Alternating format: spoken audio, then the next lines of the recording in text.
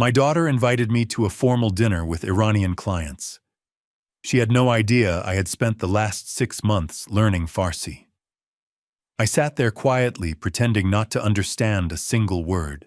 But then I heard her whispering to her husband about a plan that shocked me so deeply I could barely breathe.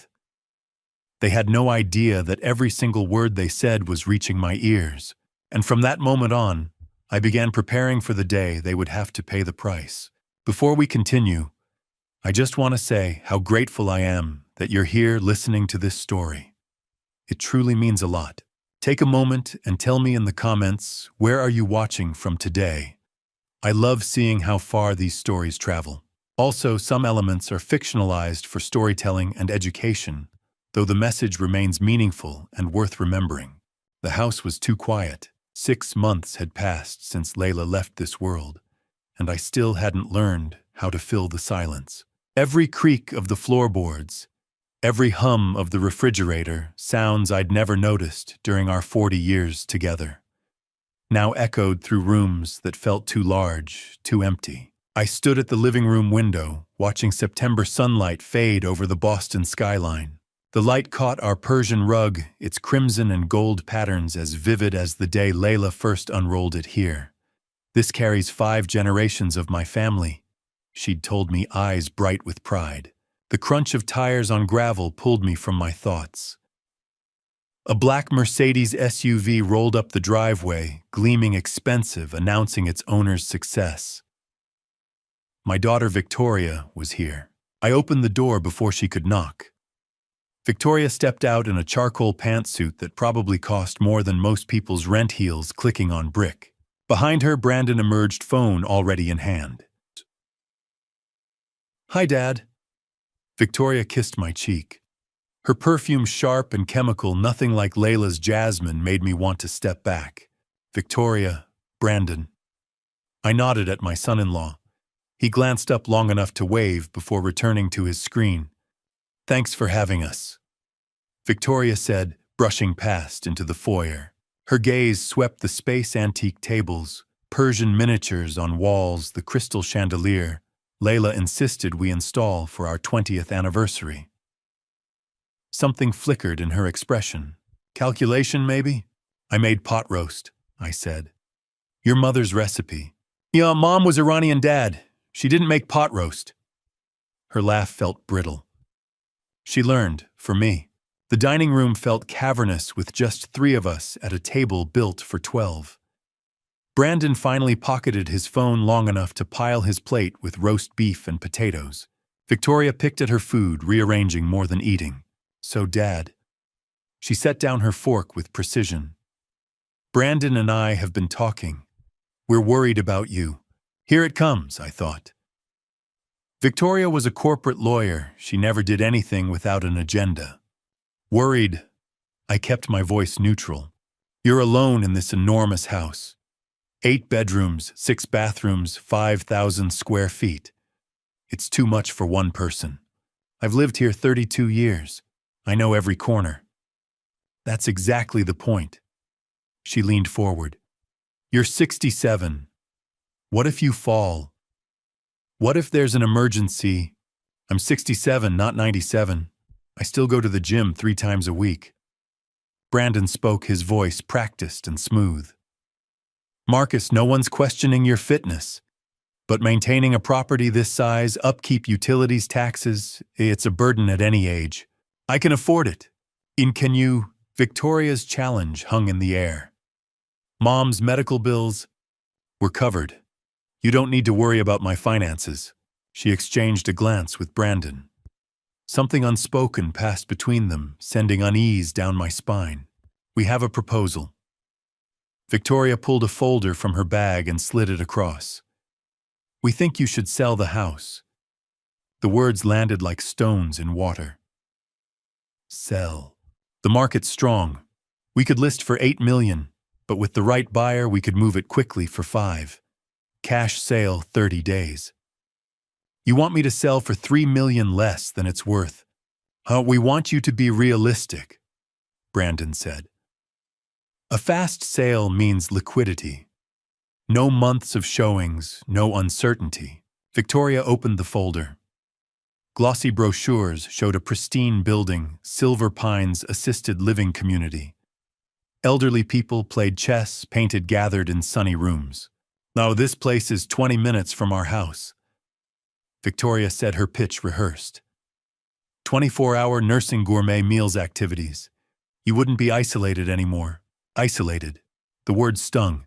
How much? $8,000 a month, but think about what you're getting. $96,000 a year. I did the math quickly. Out of $5 million after taxes, maybe $3.5 million left. That lasts about 36 years. "Shock, you'd be over 100, Brandon finished. More than enough. But it wasn't about math. It was about my daughter sitting in the house where she'd grown up, calmly suggesting I pack up 4 decades of memories and move into an institution. What happens to the rest of the money?" I asked quietly. Victoria's cheeks flushed. "Well, there are expenses, legal fees setting up your situation. You want to split it." The realization hit hard. "You want me to sell so you can have half." "That's not fair, Dad." Her voice lacked conviction. "We're thinking about your safety." "We need an answer by next week." Brandon cut in, checking his watch. "Next week. 7 days to abandon everything Layla and I built." I stood. Both looked up, startled. "I need time to think. I won't be rushed." Victoria stood too, her expression hardening into her courtroom face. "Dad, you have to be practical. You can't stay here forever clinging to the past. Clinging to the past." As if my love for Layla were an inconvenient obstacle. "Thank you for your concern," I said formally. "I'll consider it." The evening dragged through stilted conversation. Brandon returned to his phone. Victoria made more attempts to persuade me. I deflected each one. By 8, they were leaving. At the door, Victoria hesitated. "I love you, Dad. I just want what's best." "I know," I said, no longer sure I believed it. I watched the taillights disappear, then closed the door and leaned against it, exhausted. The house settled with familiar sounds, pipes sighing, vents whispering, the clock chiming another hour. My feet carried me toward the stairs. I climbed slowly, hand-trailing the mahogany banister Layla polished every Sunday, humming Persian songs I never learned. The second-floor hallway stretched before me. All bedroom doors stood open except one. At the far end, Layla's door remained closed, untouched since her funeral. Her clothes still hung in the closet. Her books waited on the nightstand. Her glasses sat folded beside the lamp. Going in would make her absence real. But tonight, after Victoria's cold proposal, after being told my grief was clinging to the past, I needed Layla more than I feared the pain. I approached and placed my palm against the cool wood. Through the gap at the bottom, I saw furniture outlines in darkness, shapes of our shared life frozen. "Layla," I whispered. I fumbled for the phrase she'd tried teaching me, the one I never mastered. What should I do? The house offered no answer. Only silence and the weight of an impossible decision. I wrapped my fingers around the doorknob. It turned easily, waiting. I took a breath and pushed the door open. Moonlight greeted me as I crossed the threshold. The room held its breath, waiting. Persian curtains filtered pale light into soft patterns across the floor. Everything sat exactly where Layla had left it 6 months ago, as if time itself had stopped the moment she drew her last breath. Her presence lingered everywhere. The faint scent of jasmine clung to the air, impossible, I knew, but memory plays tricks. I stood motionless, half expecting her to look up from her book and smile that knowing smile. But the room remained silent, frozen. I moved toward her side of the bed, footsteps muffled by the Persian runner. The 4-poster looked smaller without her. Her reading glasses rested on the nightstand, beside a novel bookmark 2/3 through. She never got to finish it. My hand trembled as I reached for the glasses. The frames felt delicate lenses, still smudged with her fingerprints. I held them to the light, those tiny marks, the last physical evidence of her touch. Something broke loose in my chest. A sob I'd held back through months of condolence calls and empty nights. I sat on her side of the bed. The embroidery hoop lay on her pillow, a phoenix in crimson and gold, half-finished. She'd been working on it during her last good days when morphine doses were still low enough to keep her hands steady. "Why didn't you finish it?" I whispered. The silence pressed back. Framed photographs covered her dresser like a shrine. Our wedding day, Cape Cod honeymoon, Victoria as a gap-toothed toddler, Danny's medical school graduation, every milestone she deemed worth preserving. I crossed to her nightstand. The drawer had always been private, a space I'd respected without question. But tonight, after Victoria's calculated proposal to erase this home, I needed to feel close to Layla however I could. The drawer slid open. Inside lay treasures, a velvet jewelry box with her mother's earrings from Tehran. Letters tied with ribbon, my clumsy romantic ones from our courtship. Pressed wedding flowers, a baby tooth labeled in Layla's handwriting, Danny's hospital bracelet, and beneath it all, wrapped in silk, a leather-bound journal. My heart stuttered.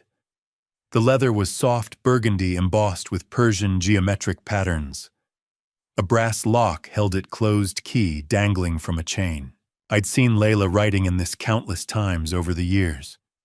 She'd curl up by the window pen, moving in that meditative way. When I'd enter, she'd glance up, smile, close it gently. "Just my thoughts," she'd say. I'd never pressed. Everyone deserves privacy. But now alone with her unfinished phoenix and empty rooms, I needed to know what she'd been thinking.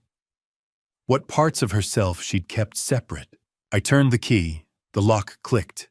The first page bore an inscription in English. "The private thoughts of Layla Hosseini Whitfield. If you're reading this, my love, I'm gone. Don't be sad, be curious." My throat tightened. I turned the page.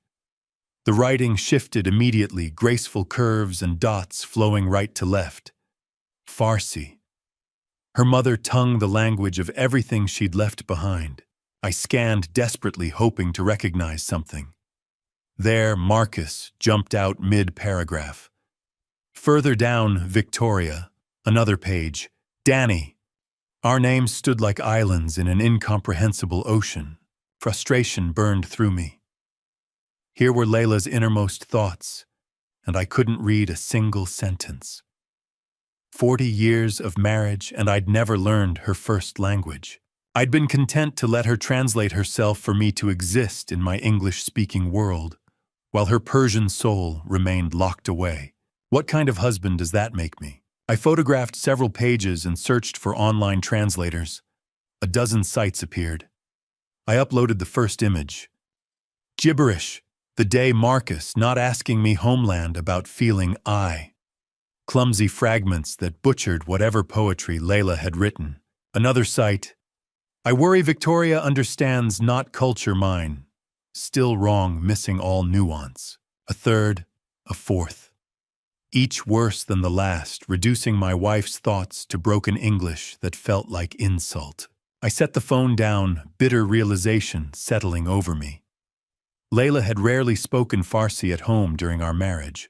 After immigrating in the mid-70s, she'd been determined our children grow up fully American. No accent, no cultural markers that might invite prejudice. She'd spoken English with me. English with Victoria and Danny, saving her mother tongue for private moments. Phone calls with Tehran relatives, gatherings with Iranian friends, and these diary entries. I'd once asked if she wanted to teach the kids Farsi. Victoria was in elementary school then. "They're American," Layla had said firmly, though sadness flickered in her eyes. "Let them be American." I'd nodded, relieved not to complicate our household with a language I didn't understand. What a fool I'd been. I'd let my wife bury half her identity for my comfort.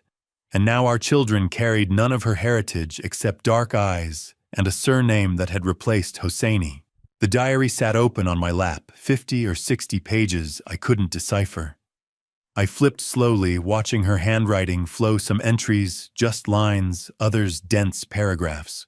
Occasionally she'd sketched in margins pomegranates, nightingales, geometric patterns.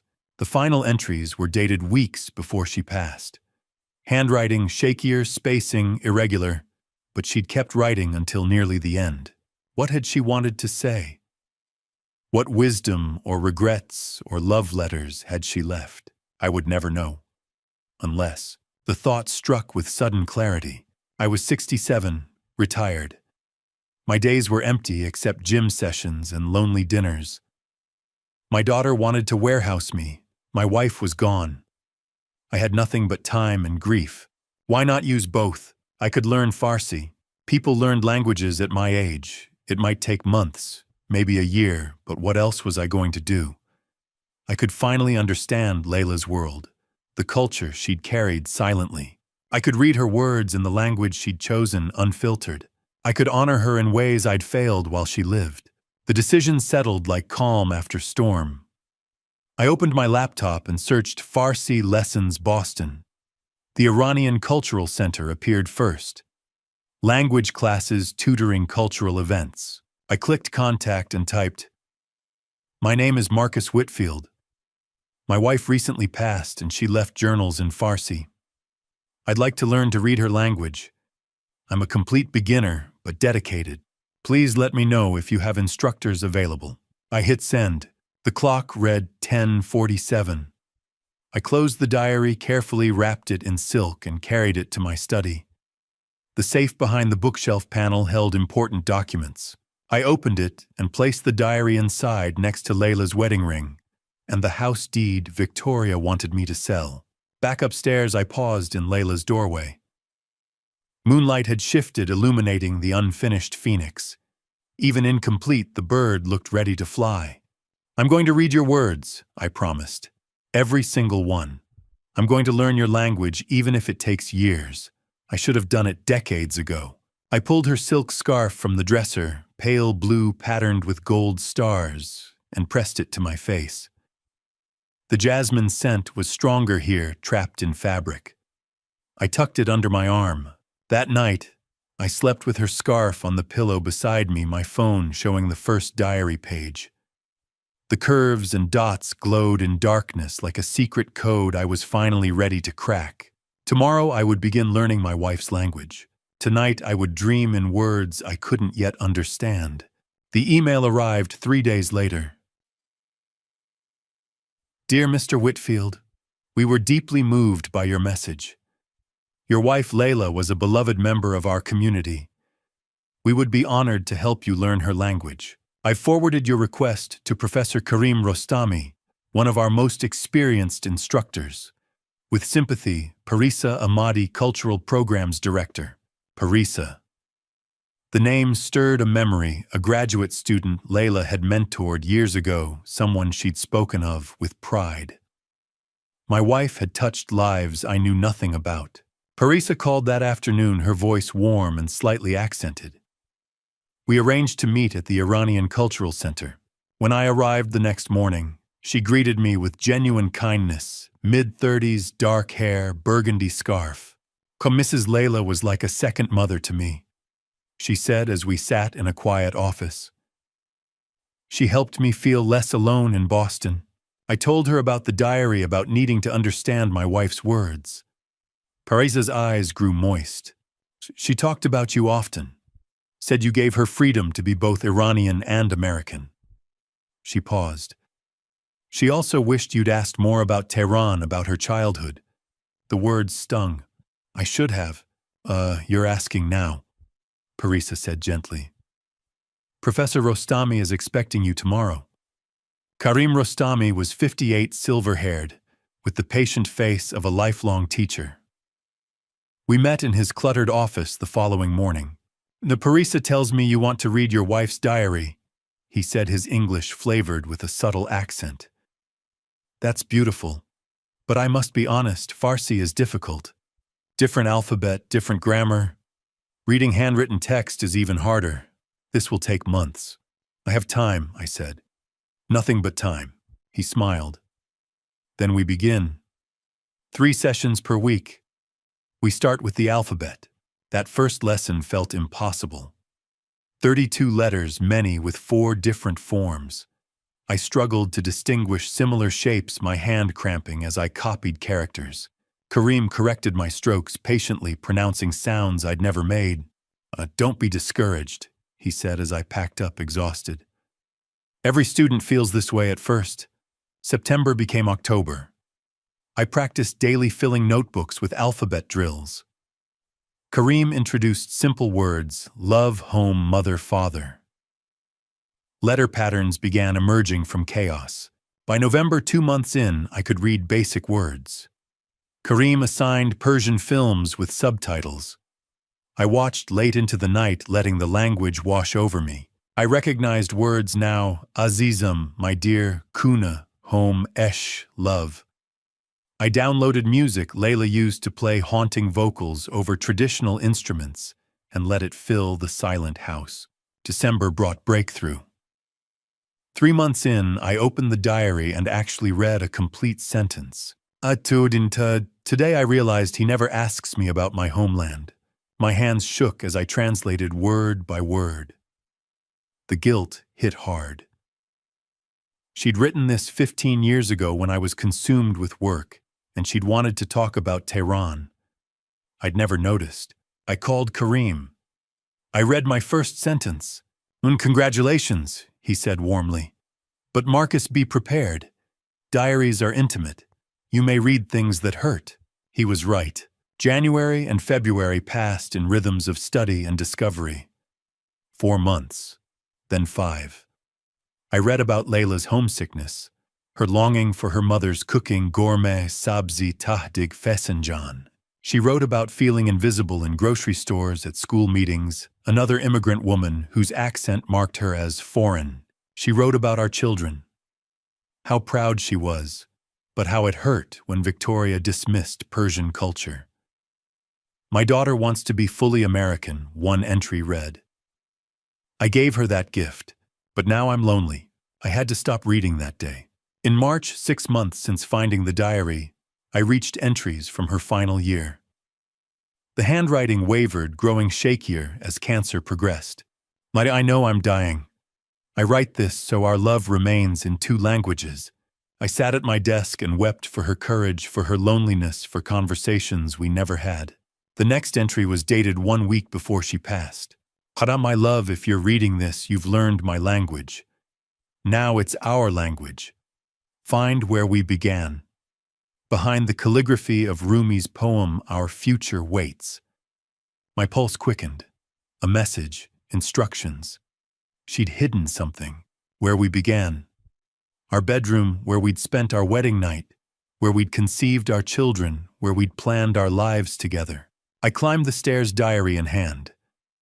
On the wall above our dresser hung a framed piece of Persian calligraphy, elegant black script on cream paper. Layla had brought it from Iran 20 years ago. I'd always admired it, without knowing what it said. Now I could read it. Slowly I translated Rumi's words. Let yourself be silently drawn by the strange pull of what you really love.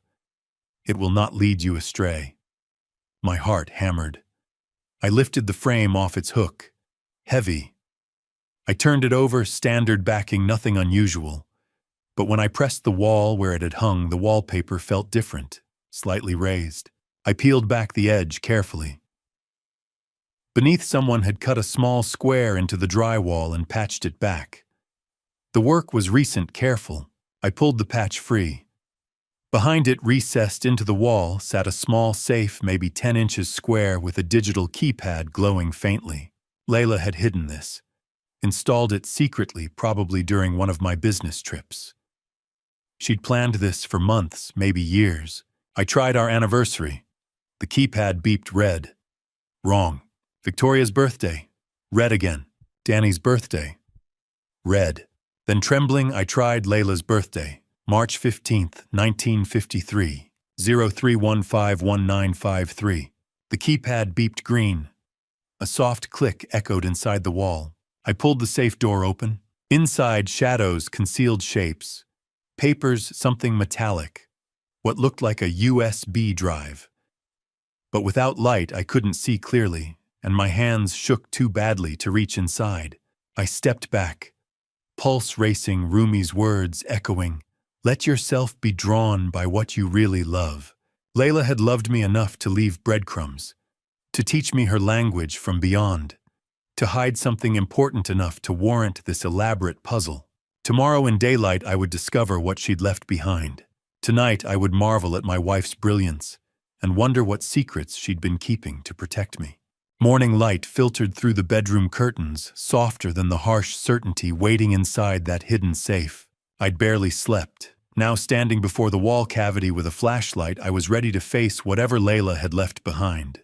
I pulled the safe door fully open and aimed the beam inside.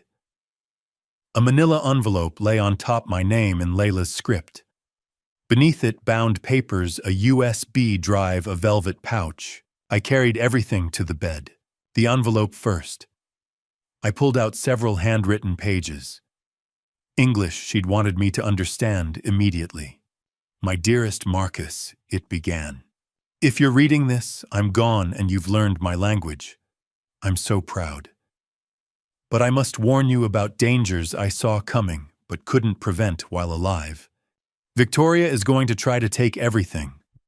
I've seen it building this past year, the way she looks at this house, at my art, at you. As if calculating value, assessing liquidity. She and Brandon are desperate for money. I don't know details, but I've overheard enough. 6 months ago, she visited me in hospice and asked me to convince you to sign power of attorney documents. She said you'd need help managing finances after I was gone. But Marcus, you've managed a firm for 40 years. You don't need help. She needs access." So I made arrangements. The Persian art collection I inherited from Tehran, miniatures, carpets, ceramics, is worth approximately $3 million. It's held in trust, legally separate from our joint assets. My original will split it between you and the children. 2 months ago, I changed it.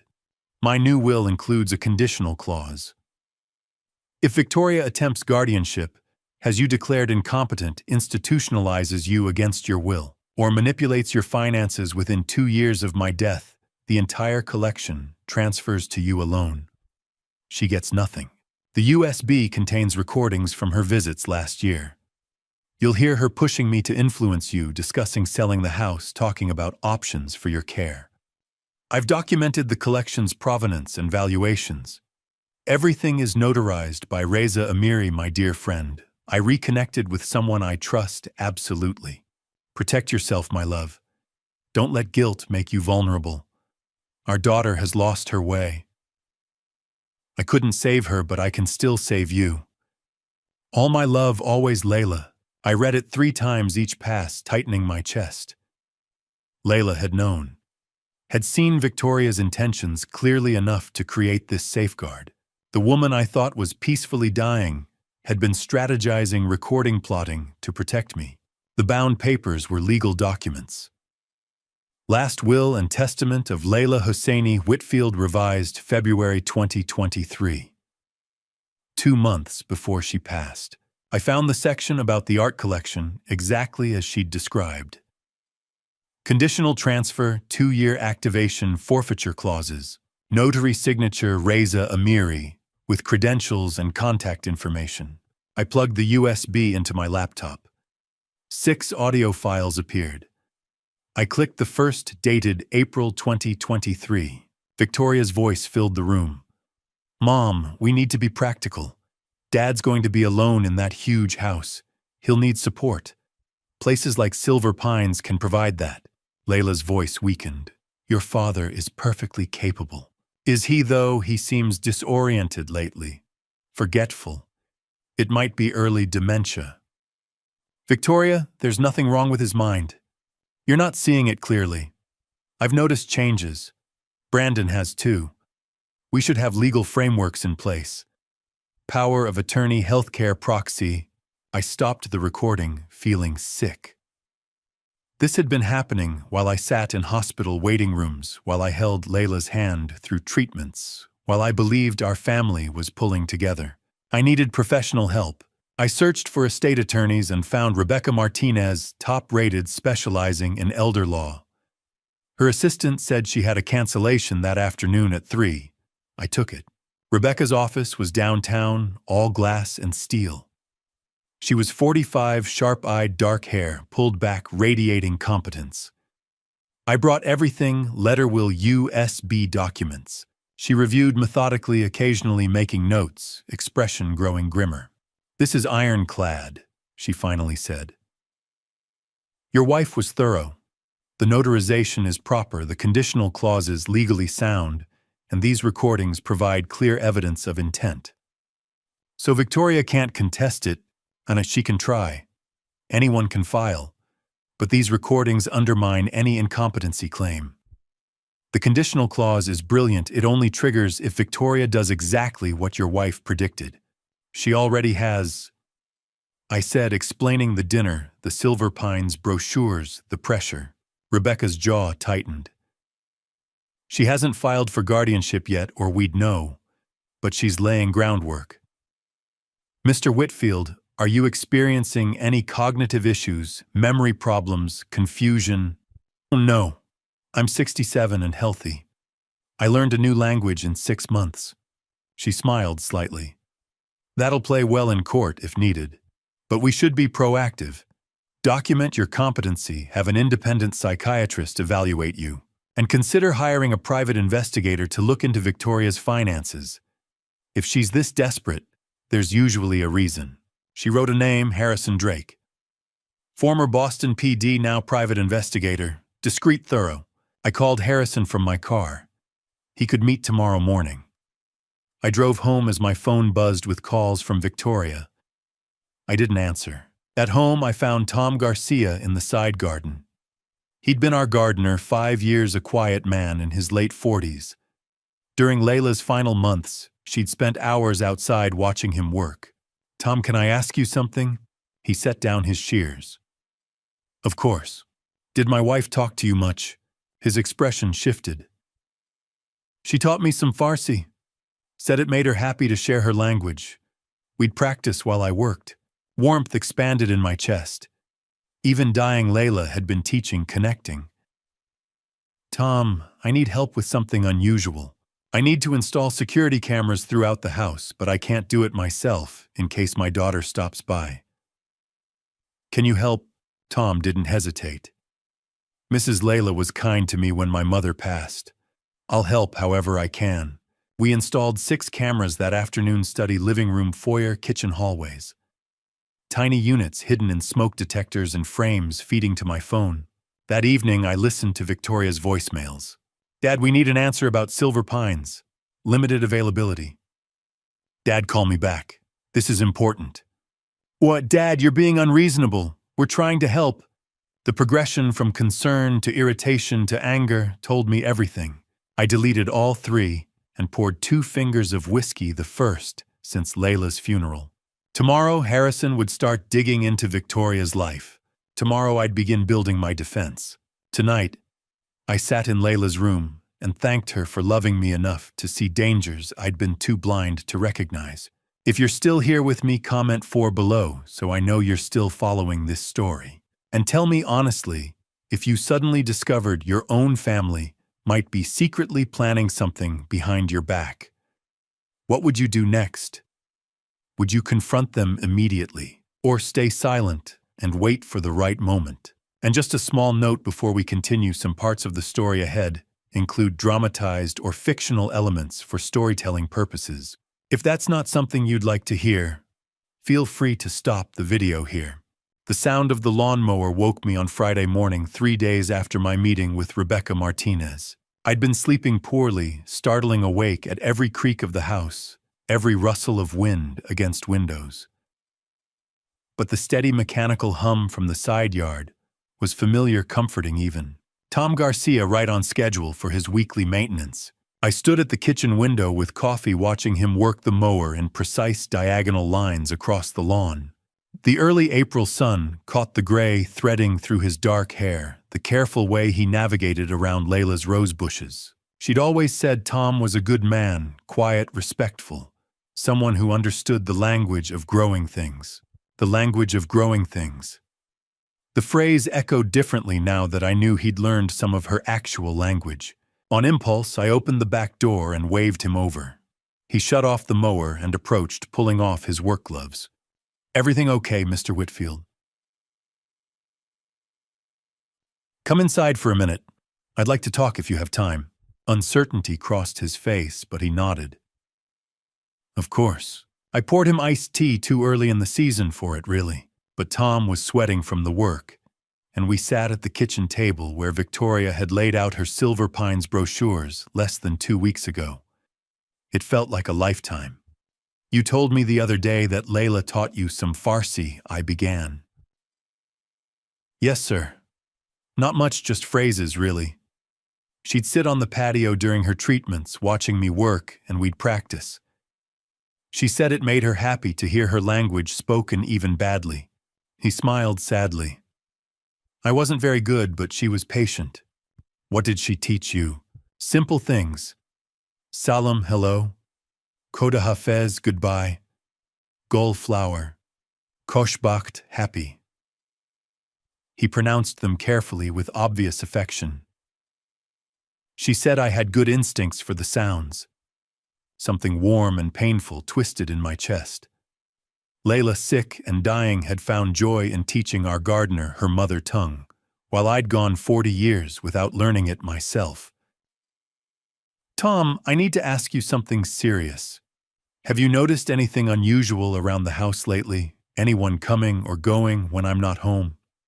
His expression shifted immediately, guilt, relief, worry, all crossing his features at once. "Actually, Mr. Whitfield, I've been wondering if I should tell you something." "Please tell me." He set down his glass carefully. "About 2 weeks ago. It was a Tuesday, I remember, because I was doing the spring pruning. I was working in the side garden when I heard a car in the driveway. I looked up and saw your daughter's Mercedes, Mrs. Victoria and her husband.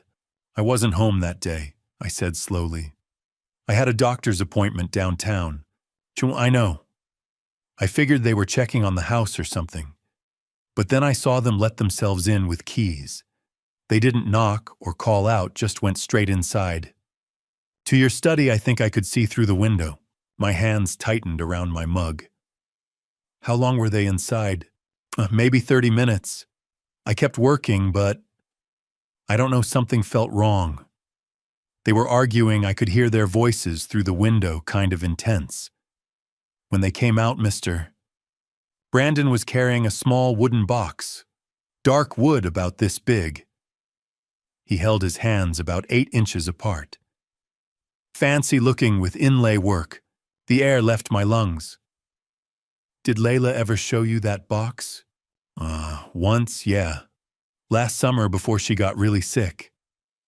I'd brought her some roses from the garden, and she wanted to show me something beautiful in return. She opened that box, and inside were these tiny paintings, Persian miniatures, she called them. Said they'd been in her family for generations. 6 little paintings, each one like a jewel. She said they were worth more than my truck. He looked uncomfortable. I didn't think much of it at the time when I saw Mr. Brandon with the box. I figured maybe she'd left them to Mrs. Victoria. But the way they were acting, sneaking in, arguing, it bothered me. "It should have," I said grimly. "Those paintings weren't Victoria's to take. Not yet. Maybe not ever." I excused myself and went to my study, Tom following hesitantly. The room looked normal: desk, bookshelves, the Persian carpet. Layla had chosen the antique cabinet where she'd kept her most precious items. I opened the cabinet's glass door and scanned the shelves. The wooden box was gone.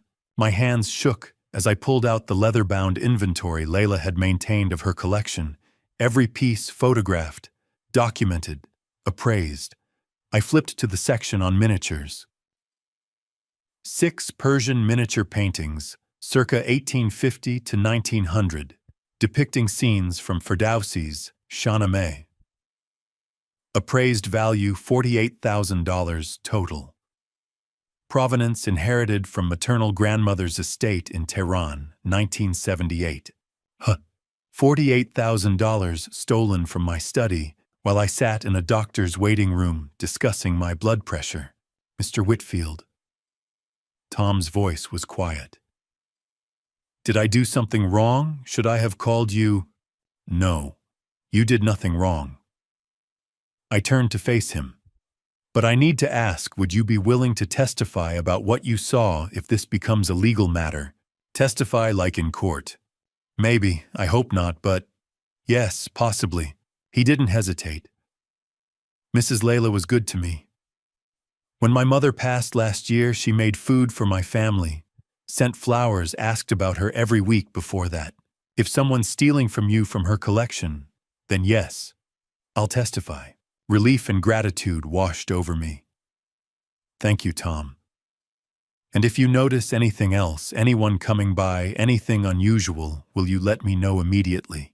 Of course. He paused at the door. The cameras you had me help install, they're working. They should be. I haven't checked the footage yet. You might want to. I've seen a car drive by a few times late at night this week. Slows down in front of your house, sometimes stops for a minute. Dark sedan looks like Mr. Brandon's. My pulse quickened. What time? Late. 2-3 in the morning. I live 2 streets over and sometimes walk my dog when I can't sleep. I've noticed it twice since Tuesday. That night after Tom left, and I'd forced down a sandwich I didn't taste, I opened the security app on my laptop. The cameras had been recording constantly since installation, storing footage in the cloud. I scrolled back through the past week, watching at double speed, empty rooms in darkness, occasional shadows from passing cars, nothing unusual. Then, at 2:47 on Wednesday morning, movement at the front door. I slowed to normal speed. A figure approached from the right side of the frame, partially obscured by the porch column. Male, medium height, wearing a dark jacket and baseball cap pulled low. He climbed the 3 steps to the door and reached out with something in his hand, a key. He inserted it into the lock. The deadbolt turned, but then he stopped. Stood there for nearly 30 seconds, hand on the doorknob as if listening or thinking or gathering courage. Then he withdrew, the key turned, and walked quickly back down the steps and out of frame. The timestamp read 2:47:23 a.m. I rewound and watched again, focusing on anything identifying. His face was too shadowed by the cap to see clearly, but his gait, slightly bow-legged weight forward on his toes, I'd seen it 100 times. At family dinners, at holiday gatherings, walking through my foyer 2 weeks ago with Victoria. Brandon Morrison, my son-in-law, had a key to my house. Had used it to enter when I wasn't home, had stolen $48,000 in art. And now he was prowling around at 3 in the morning, testing whether he could get inside again. The question wasn't whether he'd stolen from me. The question was what he planned to steal next. I picked up my phone and texted Harrison Drake, the private investigator Rebecca had recommended. Need to move up our meeting. How soon can you start? His reply came within 2 minutes. Tomorrow morning, 8 a.m. Bring everything you have. I spent the rest of the night making copies of the camera footage, the inventory documentation, Tom's written statement that I'd asked him to email me. Evidence, proof, ammunition. By dawn, I had a folder 2 inches thick. By dawn, I understood that this wasn't going to be a simple conversation with Victoria about boundaries and respect. This was going to be war. 2 weeks passed before Harrison Drake called. I've got your preliminary report, he said without preamble. You should sit down for this. Can you come to my office this afternoon? I arrived at 3 to find Harrison's workspace exactly as I'd imagined, a converted loft in South Boston, exposed brick walls lined with filing cabinets, a massive desk buried under folders and computer monitors. He looked like he hadn't slept much, tie-loosened sleeves rolled up. Coffee, kshaku, he offered, already pouring from a carafe that smelled burnt. No thanks. I sat across from him. Just tell me. He opened a thick manila folder and slid it across. You were right to be worried. Your daughter and son-in-law aren't just in financial trouble, they're in crisis. And you're their exit strategy. My stomach tightened. Show me. Harrison pulled out the first document bank statements, highlighted in yellow. Brandon Morrison owes $850,000 to an offshore organization. Not a legitimate casino, this is organized, dangerous people. The kind who don't forgive debt.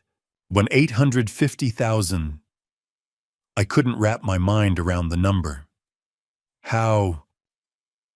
High-stakes online poker sports betting some live games in Atlantic City. Started small about 3 years ago, snowballed fast. He's been covering losses with more loans, classic spiral. But here's the critical part. His payment deadline is May 4th. 3 weeks from now. What happens if he doesn't pay? Harrison's expression was grim. Nothing good.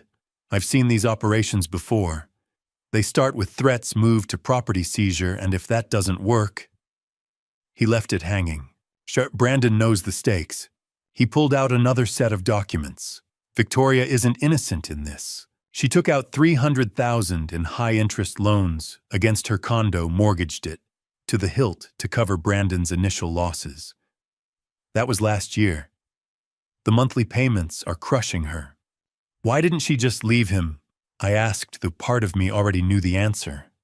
Pride, love. Fear of admitting failure could be any of those. But it gets worse. He slid across printed emails. Victoria's law firm is conducting an internal investigation. $250,000 missing from client trust accounts she manages. The paper trail points straight to her. My mouth went dry. She stole from clients. Likely, yes. The money moved from trust accounts to a private account, then to an offshore transfer matching Brandon's debt payments. She probably thought she could replace it before anyone noticed rob Peter to pay Paul. But trust account audits are quarterly. They caught it. Is she going to be arrested? If they can prove it, yes. Embezzlement, wire fraud, breach of fiduciary duty. She'd be disbarred and looking at federal prison time. But right now, it's internal investigation stage. She has maybe a month before it goes criminal. The woman he was describing wasn't the daughter I'd raised. Or maybe I'd never really known her at all. Harrison wasn't finished. Here's where it connects to you directly. He pulled out phone records. 47 calls between Victoria and Dr. Raymond Sullivan in the past month. Sullivan is a geriatric psychiatrist, licensed but shady. He's been disciplined twice by the state medical board for providing fraudulent competency evaluations in guardianship cases. Basically, he's paid to rubber-stamp diagnoses saying elderly people are mentally unfit. Ice spread through my veins. She's setting me up. Yes, and she's not subtle about it. Harrison handed me another document, official legal letterhead partially filled out. This is a draft guardianship petition, filed with the probate court, but not yet served. It claims you're showing signs of dementia, paranoia, and inability to manage finances. All lies. But if Sullivan backs it with a professional evaluation, a judge might take it seriously. I scanned the petition, seeing phrases like declining cognitive function and risk to self printed next to my name. My hands shook with anger. There's more. Harrison pulled out bank paperwork. Victoria has power of attorney documents drafted. Not signed yet, but ready to go. Her plan seems to be filing the guardianship petition and POA simultaneously hit you from both sides. Get legal control fast before you can respond. Can she do that? Just take control of my life. If a judge grants emergency guardianship based on Sullivan's evaluation, yes. You'd lose control of your finances, your property, your medical decisions, everything. She could move you into assisted living, sell your house, liquidate assets, all supposedly for your own good. And with POA, she'd have signing authority on your accounts immediately. The room felt too small, airless. This wasn't just about money anymore. Victoria was trying to erase my autonomy to turn me into a legal dependent so she could strip everything Layla and I had built. Why haven't they served the petition yet? I asked. Probably waiting for the right moment. They need you vulnerable, isolated. And they're likely hoping you'll voluntarily agree to something moved to Silver Pine's signed documents before they have to force it legally. Legal battles are expensive and public. They'd rather you cooperate. That's not going to happen. Good. Harrison leaned back, studying me.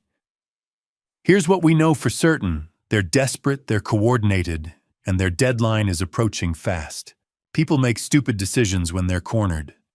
You need to be prepared for them to escalate. Escalate how? I don't know yet. But $750,000 in debt embezzlement investigation, fraudulent guardianship petition, these aren't rational actors anymore. They're survivors trying not to drown. He reached into his desk drawer and pulled out what looked like an expensive pen, black metal, substantial weight. Keep this with you at all times. A pen. Recording device? Voice-activated 8-hour battery stores, everything encrypted. If Victoria or Brandon say anything incriminating, we'll have it on record. Admissible in court if we need it. I turned the pen over in my hands, feeling its weight. I never thought I'd be secretly recording my own daughter. I know. But right now she's not acting like your daughter. She's acting like someone who sees you as an obstacle to survival. Harrison closed the folder. I'm going to keep digging track the embezzled money document, Sullivan's relationship with Victoria, find out who Brandon owes and what kind of pressure they're applying. But you need to stay vigilant. Lock down your accounts, don't sign anything. Don't go anywhere alone with them. I stood pocketing the recording pen. When does Rebecca need to see this? Already sent her a copy.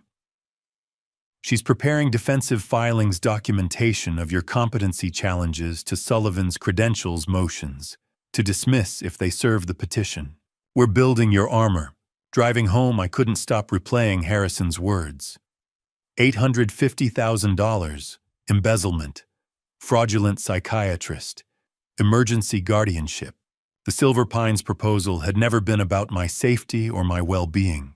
It had been about access to my $8 million estate, access to liquidate assets fast, access to money that could save Victoria from prison and Brandon from whatever consequences unpaid gambling debts brought. They'd looked at me across the dinner table 2 weeks ago, smiled and lied. Had calculated how to dismantle my life while pretending to care about it. I thought about Layla's letter, her warning that Victoria would try to take everything. She'd seen this coming while I'd been blind. Even dying, she'd been 3 steps ahead, protecting me from dangers I refused to believe existed. I pulled into my driveway and sat in the car for a long moment, gripping the steering wheel. The house looked the same solid brick manicured lawn, the home we'd filled with 40 years of love and memories. But it felt different now, like a fortress under siege. I checked my phone. 3 missed calls from Victoria. No voicemails. She was getting impatient. Good. Let her wait. Let her wonder if I suspected anything. I put the recording pen in my shirt pocket right over my heart. 3 weeks until Brandon's deadline. 3 weeks until desperation peaked. I needed to be ready for whatever came next. I was reading in bed when my phone buzzed with the security alert. 3 nights had passed since Harrison's report. 3 nights of sleeping with one eye open. The notification made my heart lurch. Motion detected front door camera. I grabbed my phone and opened the app. The live feed showed a figure on my porch, not Brandon's familiar silhouette, someone else. Male, medium build, dark coat. He wasn't trying the door, just standing there looking directly at the camera. Then he raised one hand in a cautious wave and mouthed something. I rewound and turned up volume. His voice came through. Marcus, it's Reza, Layla's friend. I need to speak with you. It's urgent. Reza Amiri. The notary who'd witnessed Layla's will, whose signature I'd seen, but whose face I'd never seen. We'd never met. I texted Rebecca Martinez. Man named Reza Amiri at my door says he knew Layla. Legit. Reply within 30 seconds. Yes. Reza is legitimate. Layla trusted him completely. Hear him out. I went downstairs, recording pen in my pocket, and peered through the window. The man was maybe 65, gray beard, wire-rimmed glasses, weathered face. He looked nervous, glancing over his shoulder. I opened the door. Reza, Mr. Whitfield. Relief flooded his face. Thank you. I know it's late, but I couldn't wait. May I come in? I stepped aside. He entered quickly, and I locked the door behind him. Tea, I offered. Ah, please. I put the kettle on. You were at Layla's funeral. Back row, left side. I didn't think I belonged at the reception. I'd only recently come back into her life. He accepted the tea. Marcus, I need to tell you some things. About Layla, about what happened 2 days ago that brought me here at midnight. I'm listening. Layla and I grew up together in Tehran. Our families lived on the same street. We were children before the revolution, playing in gardens, believing the world was simple. Then 1979 came. Everything changed. His expression grew distant. I was arrested in 1982 for political activism, 10 years in prison. When they released me, I had nothing left. I came to America in 1995, started over in Boston. Layla had already left married. You built a life. I didn't try to find her, but you reconnected. By accident, 2019. I'd become a notary doing translation work. Layla came to my office needing documents certified. We recognized each other after 40 years. It was like finding a piece of home. He smiled sadly. We met for tea, sometimes talked about Tehran. She told me about you, about Victoria and Danny, and about her fears. What fears? That Victoria was changing. Layla saw things the way Victoria looked at money, asked about the house value, about her collection. It worried her deeply. I refilled both mugs. When did she ask you to notarize the will? When she got sick. She explained the conditional clauses, the protections she was building for you. She made me promise that if Victoria tried to hurt you, I would help. I gave my word. And now you're here at midnight because 2 days ago Brandon Morrison found me. My hands tightened. Found you how? Why, I was at Cafe Luna in Cambridge having lunch. He sat down across from me uninvited.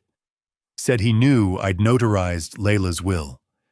Said there had been a misunderstanding about the document. Reza's jaw tightened. Then he slid an envelope across the table. $50,000 cash inside. I could see the bills. What did he want? 2 options. 1, I could revise my notarization records, claim the will was witnessed on a different date, when Layla was heavily medicated and not competent. 2, I could provide a sworn statement that Layla seemed confused or coerced when she signed. Either way, I'd be saying the will was invalid. Rage built in my chest. And if you refused, he didn't explicitly threaten, just said it would be unfortunate if my immigration status came under scrutiny, if old records from Iran surfaced, if my notary license faced complaints. Vague enough to deny, clear enough to understand. What did you do? I pushed the envelope back and told him I don't falsify documents for any amount. Told him Layla was completely lucid when she signed that the will represents her true wishes. If he contacts me again, I'll report him for bribery. Reza's eyes met mine. He got angry, said I was making a mistake, that I didn't understand how serious this was. Then he left. I waited an hour to make sure he didn't follow, then came here. If he's desperate enough to bribe a notary, he's desperate enough for worse. Harrison said Brandon's debt deadline is 2 weeks away. Then you need to be very careful. Cornered animals bite. He reached into his coat and pulled out a sealed envelope. Layla gave me this last year, about 3 months before she passed. She said if Victoria or Brandon ever tried something, tried to hurt you, take your home challenge, the will, I should give you this. She called it insurance. The envelope was cream-colored, sealed with red wax. My name in Layla's handwriting. I broke the seal.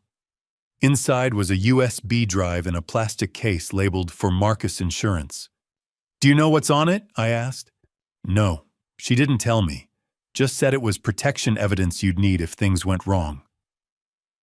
Reza stood. "I should go.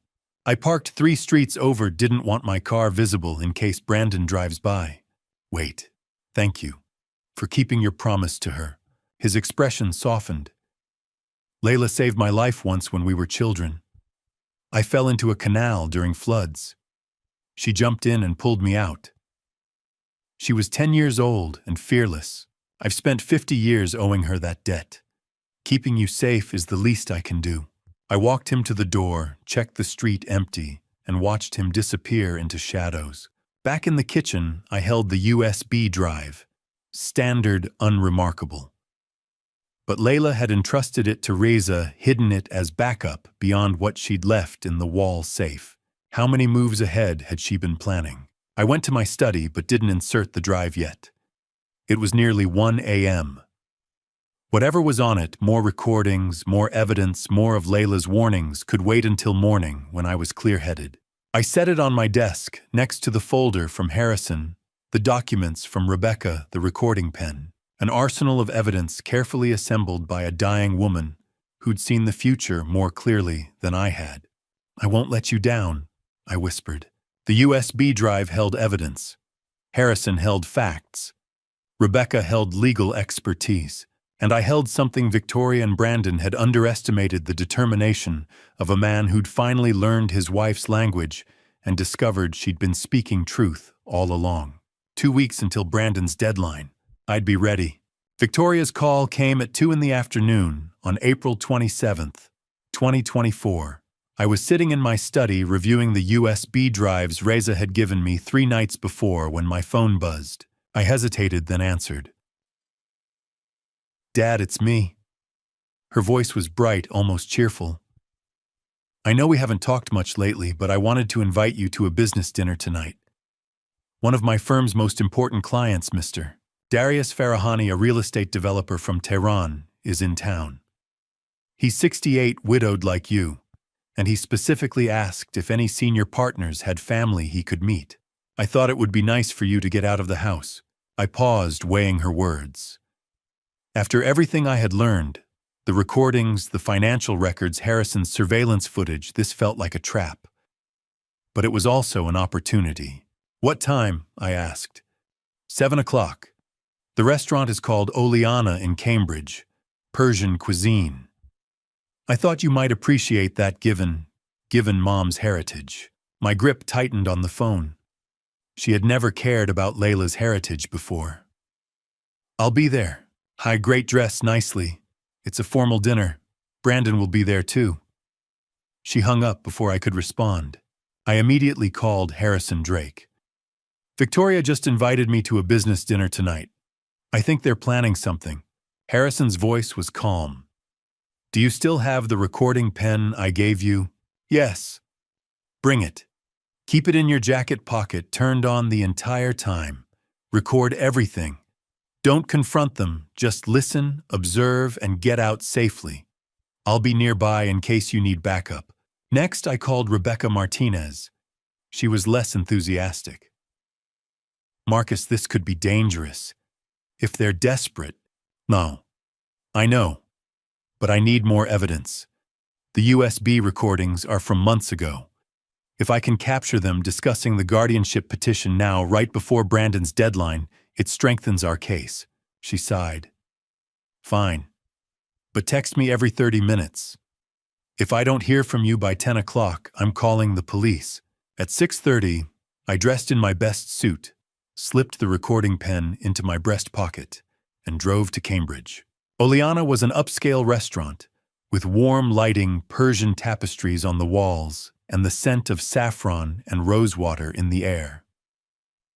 A hostess led me to a private dining room in the back. Victoria and Brandon were already seated, along with a silver-haired man in an expensive suit, Mr. Farahani, and a younger woman introduced as Layla, his interpreter. Victoria stood and kissed my cheek. Dad, you look wonderful. This is Mr. Farahani. He's considering a major investment in Boston real estate, and our firm is handling the legal side. Mr. Farahani smiled warmly and extended his hand. He spoke in Farsi, and Layla translated, "It's an honor to meet you, Mr. Whitfield. Your daughter speaks highly of you. I was sorry to hear about your wife. Losing a spouse is the hardest journey." I nodded, keeping my expression neutral. "Thank you. It's been difficult." We sat, and the meal began.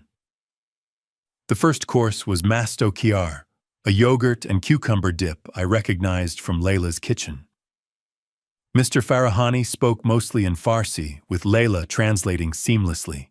He asked about my career as an architect, my thoughts on Boston's development, and my family.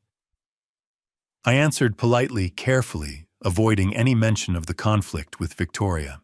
Brandon was unusually quiet, checking his phone repeatedly. Victoria smiled too much, her eyes darting between her client and me. I sipped my water slowly, every nerve alert. After the main course, lamb kebab with saffron rice, Mr. Farahani excused himself to take a phone call. Layla followed him out.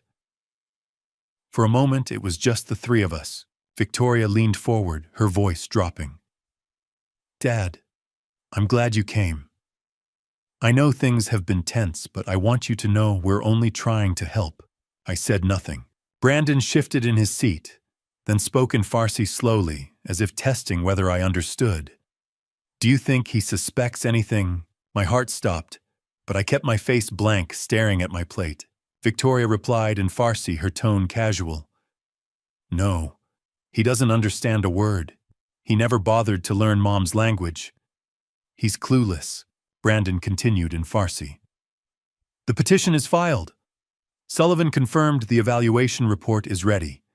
If we can get him to sign the power of attorney tomorrow, we skip the court fight entirely. If not, the hearing is set for May 2nd. Either way, by next week, he's in Silver Pines." Victoria nodded, still in Farsi. "And the house sells by the end of May. We'll have the money before the creditors move on you. Farahani doesn't know anything. I just needed Dad here to look like a stable, happy family. Makes the firm look good." Brandon glanced at me, then back at Victoria, switching to English. "He's just sitting there. Are you sure he's okay?" Victoria laughed lightly, also switching to English. "He's fine, just tired. Grief does that." She reached over and patted my hand. "Right, Dad." I looked up slowly, meeting her eyes. "I'm fine." Mr. Farahani returned, and the conversation shifted back to business. Layla translated another round of pleasantries. Dessert arrived, baklava and Persian tea. I forced myself to eat, to nod, to smile while my mind raced. Every word they had spoken in Farsi was now recorded. Every cold calculation, every lie, every confirmation of the conspiracy. At 9:15, Mr. Farahani thanked us all and left with Layla. Victoria stood gathering her coat. "Dad, we'll walk you to your car." "No need," I said quickly. "I'm parked just across the street." Brandon stood. "We insist." I felt a flash of panic, but kept my voice steady. "I'm 67, not helpless. I can walk 50 feet on my own." Victoria's smile faltered. "Dad." "Good night, Victoria." I turned and walked out of the restaurant, my hand instinctively checking the pen in my pocket. I didn't look back. I reached my car, locked the doors, and sat in the darkness for a moment, breathing hard. My phone buzzed a text from Harrison. "I'm parked 2 blocks east. You okay?" I typed back, "Yes. Got everything.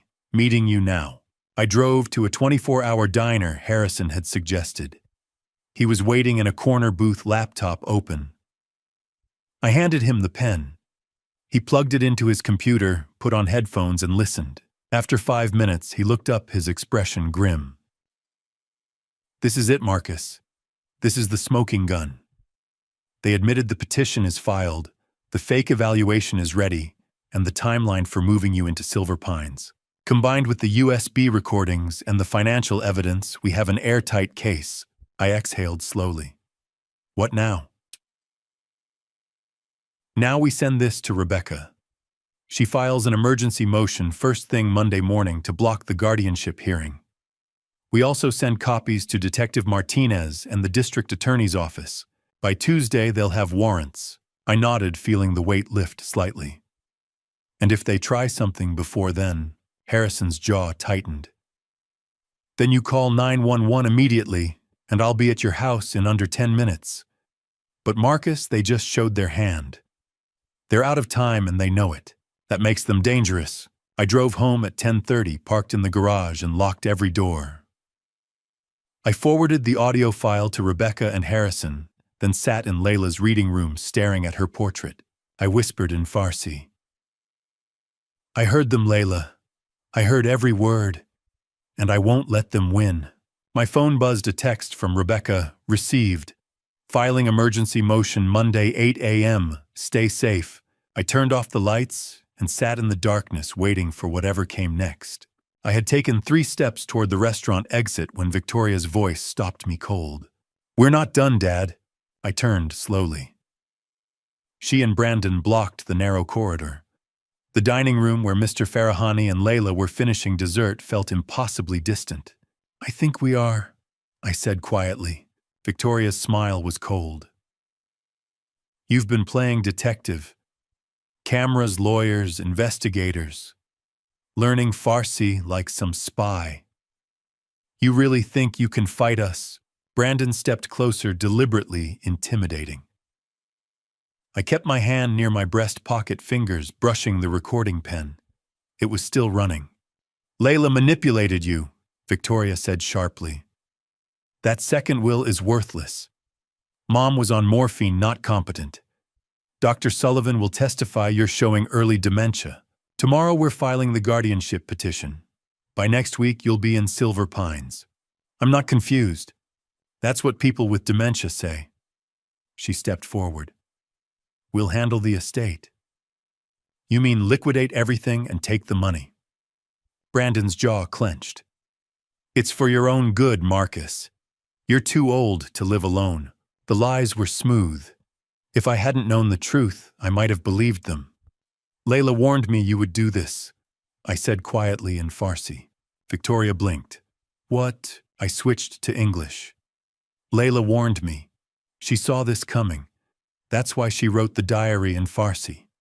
That's why she hid the second will. She gave me the tools to stop you. Learning a few phrases doesn't... I spent 6 months studying with Professor Karim Rostami. I understood every word you and Brandon said in Farsi during dinner tonight. I know about the 850,000 Brandon owes. I know about the 300,000 you borrowed. I know about the 250,000 you embezzled. And I know you stole Layla's miniatures, $48,000. Victoria went pale. Brandon's hands curled into fists. Who told you? Her voice cracked. I have documentation, bank statements, surveillance footage, witness testimony from Tom Garcia, a statement from Reza that Brandon tried to bribe him, financial forensics from Harrison Drake, motions from Rebecca Martinez. I stepped forward.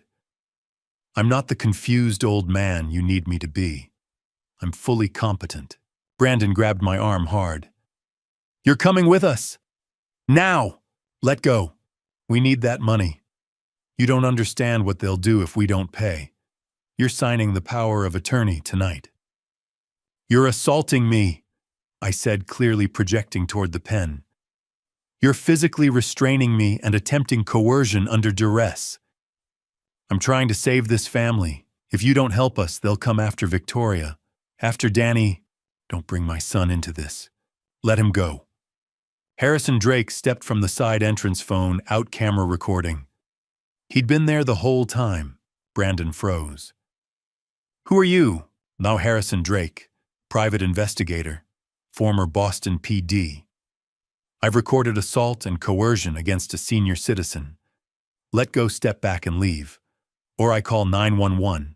5 seconds. Slowly, Brandon released me. I stepped back, rubbing my arm. Victoria's expression shifted to fury. This is entrapment. No, this is evidence. You chose to threaten him. You chose to assault him. Well, we're his family. You have no rights over a competent adult. The DA will see this footage. Victoria stared at me. We'll file anyway. Dr. Sullivan's testimony will override everything. I pulled out the recording pen. Every word you said tonight, every threat, every admission, Brandon grabbing me, all recorded, all admissible. Victoria stared. You've been recording us. Layla taught me to be prepared. You thought I was a grieving old man you could manipulate. You were wrong. Brandon lunged, but Harrison blocked him. Don't! You're looking at assault charges. Victoria grabbed Brandon's arm. Let's go. We're not done. Let's go. She yanked him toward the exit. At the door, she turned back. You'll regret this, Dad. When they come for us, when Danny finds out you chose lawyers over family, you'll regret it. Then they were gone. I stood there, heart hammering. Harrison put a hand on my shoulder. Are you okay? I will be. I took a breath. Thank you. I got everything on video. Combined with your audio, this is solid evidence. Sending copies to Rebecca and Detective Martinez tonight. The bill, already paid. Let's get you home, I'll follow. We stepped into the cool April night. Harrison walked me to my car, checked the back seat. Drive carefully. I'll be right behind you. If you see their cars, call immediately. The drive took 20 minutes. I checked my mirrors, constantly watching Harrison's headlights, but saw no sign of Victoria or Brandon. When I pulled into my driveway, Harrison waited while I unlocked the door, checked the alarm, and turned on lights. Only when I waved did he drive away. Inside, I locked every door and activated all cameras. Then I sat at the kitchen table and played back the pen. Victoria's voice. Dr. Sullivan's testimony will override everything. Brandon's voice. We need that money. My voice. You're assaulting me. Evidence, confession, conspiracy. I created 3 backup copies, cloud storage external drive for Rebecca's second drive for my bank box. Then I emailed Rebecca with the audio attached. Subject from tonight. Confrontation with Victoria and Brandon. Audio evidence of threats and assault. I hit send, then forwarded to Harrison and Detective Martinez. My phone buzzed. Rebecca calling. Marcus. I just listened. This is exactly what we needed. They admitted everything, the fake evaluation, the Silver Pines plan, the timeline. Combined with Harrison's video, we can file criminal charges. What now? Well, now you rest. Tomorrow I'm filing an emergency protective order. Harrison and I meet with the DA Monday. By Tuesday, they'll face arrest warrants. They threatened Danny. I'll contact him tonight. But Marcus, they're desperate. Keep doors locked, phone charged, alarm on. If they show up, call 911 first, me second. Don't engage. Understand? I understand.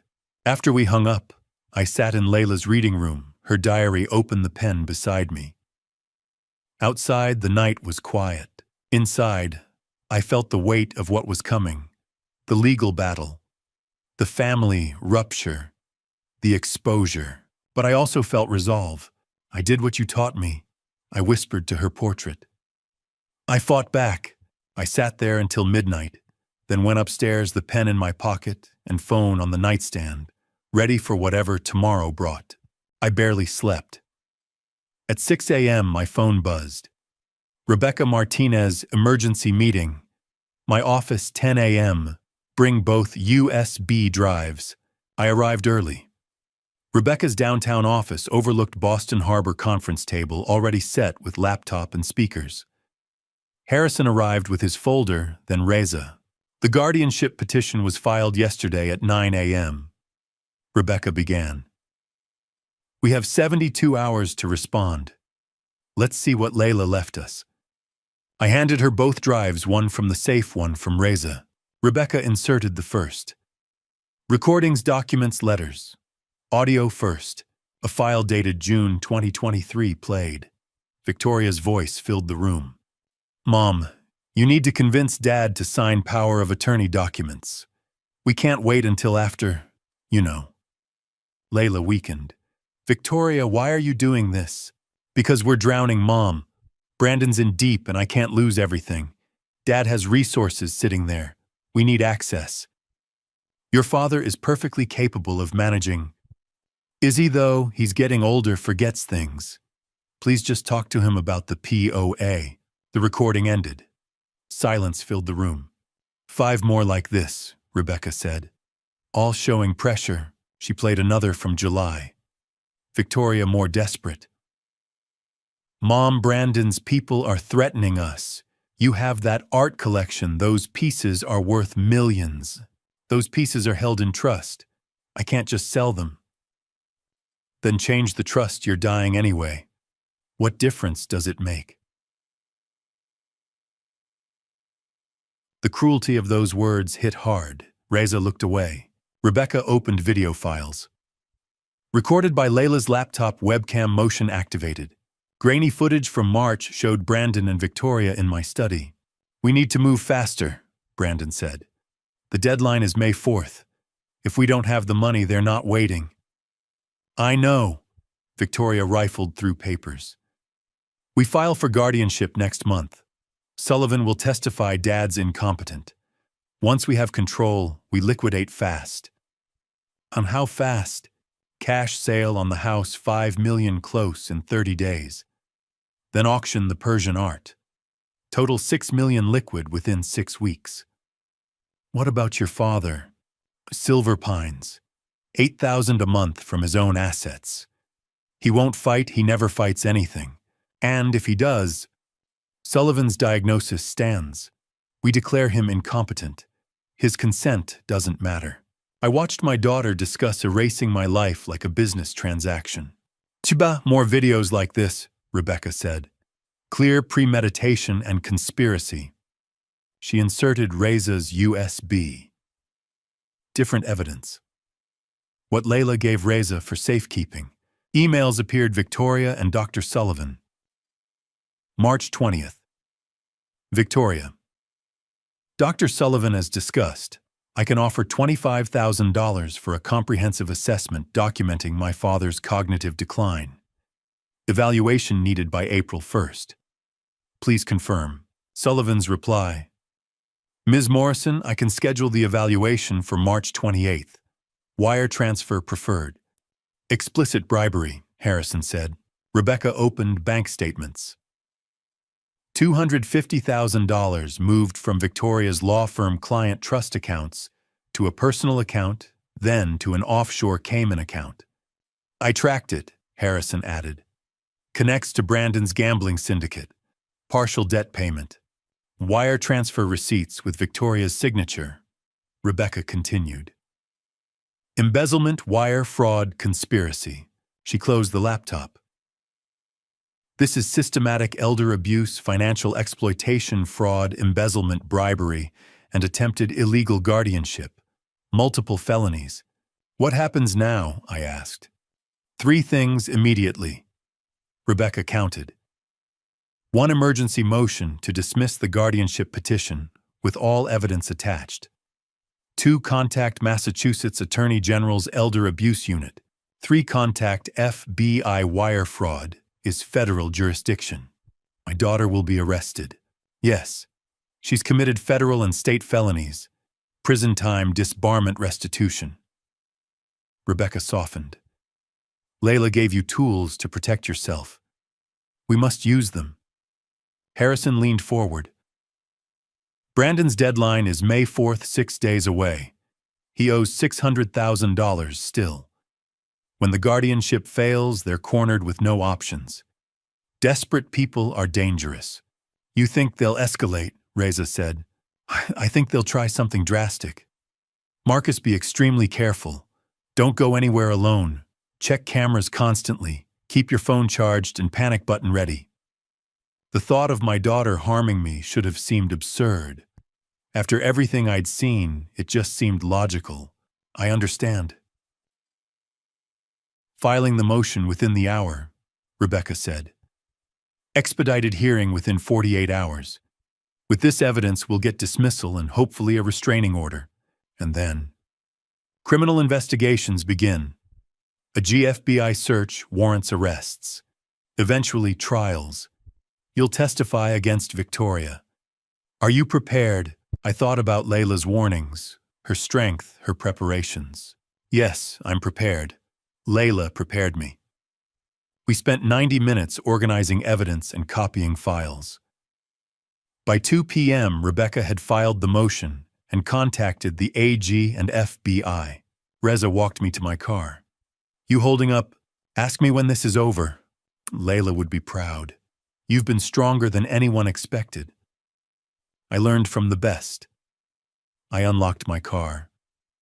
Thank you for keeping your promise to her. She saved my life as a child. This is nothing. He squeezed my shoulder. 6 days until Brandon's deadline. Stay safe. I drove home through traffic, mind spinning. Evidence was overwhelming, authorities involved, legal machinery in motion. But Victoria and Brandon were cornered with nothing to lose, and that made them more dangerous than ever. May 2nd arrived with the weight of inevitability. 2 days until Brandon's deadline. 48 hours until $850,000 came due, until whatever consequences unpaid debts brought crashed down. I hadn't slept well since the emergency hearing 3 days ago.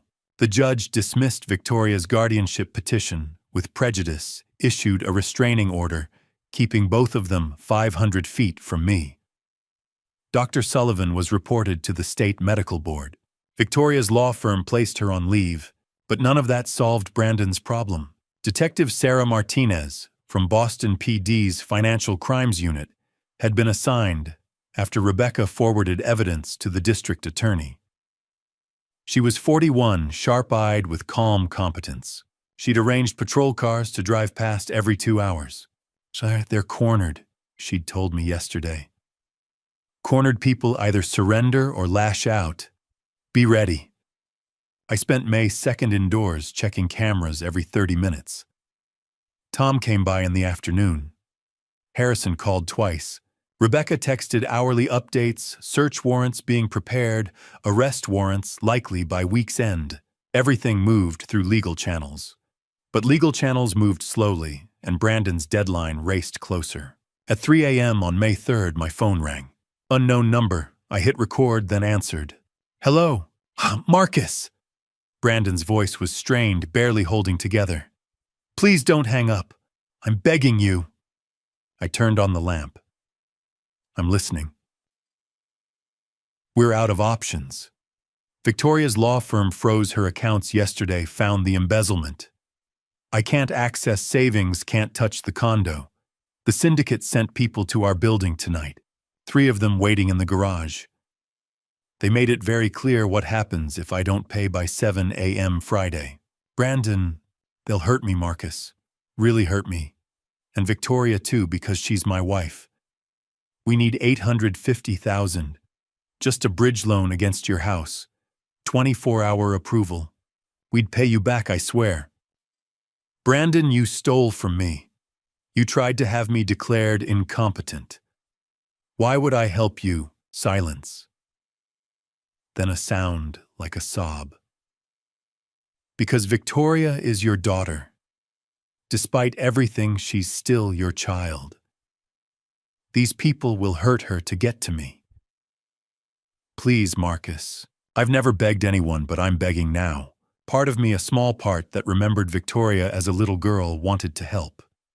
Wanted to believe money could fix this. But I'd learned too much. Seen too much. Turn yourselves in, I said quietly. Go to the district attorney. Cooperate fully. They'll negotiate charges. It's the only way through. That's prison, Marcus. Years gone. Victoria disbarred. Everything destroyed. You destroyed it when you chose theft. When you exploited your mother while dying. When you tried to steal my life. My voice hardened. I won't give you money. I won't help you escape consequences. Turn yourselves in or don't. But leave me out of it. Please. I hung up. Sat in darkness, shaking. I forwarded the recording to Detective Martinez and Rebecca. Both replied within minutes. Detective Martinez. Good call refusing. Increasing patrols.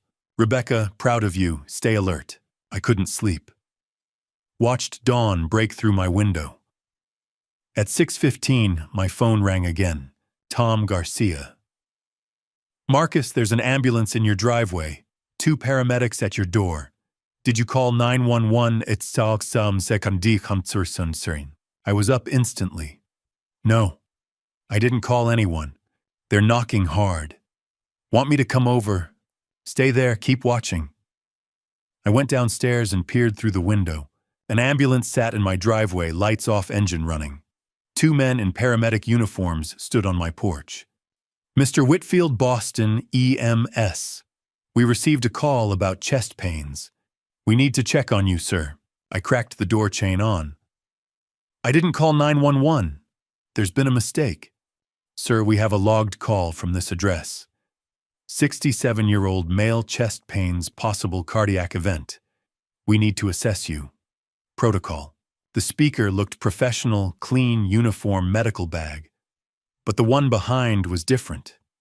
Tall, heavily muscled neck, thick with a tattoo barely covered by his collar. His stance was aggressive, not helpful. His eyes scanned my house like he was casing it. I'm fine, I said firmly. I didn't call. Someone made a false report. Sir, state law requires we examine you now that we're here. If you refuse treatment, you'll need to sign an AMA form. The speaker reached for the door. Just let us inside for 5 minutes. Quick vitals will be gone.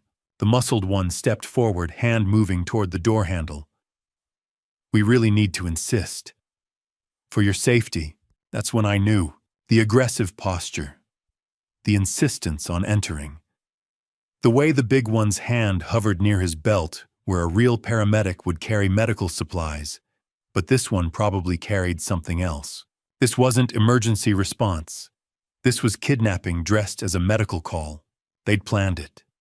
Fake emergency stolen uniforms counted on me being confused enough to let them inside. Once in the ambulance, they could take me anywhere.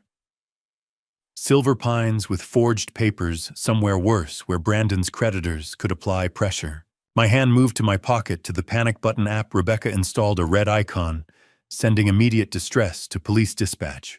I'm not opening this door, I said loudly, knowing Tom was watching, knowing cameras were recording.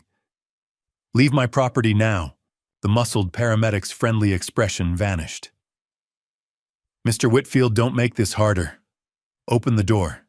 Leave, now, or I'm calling police.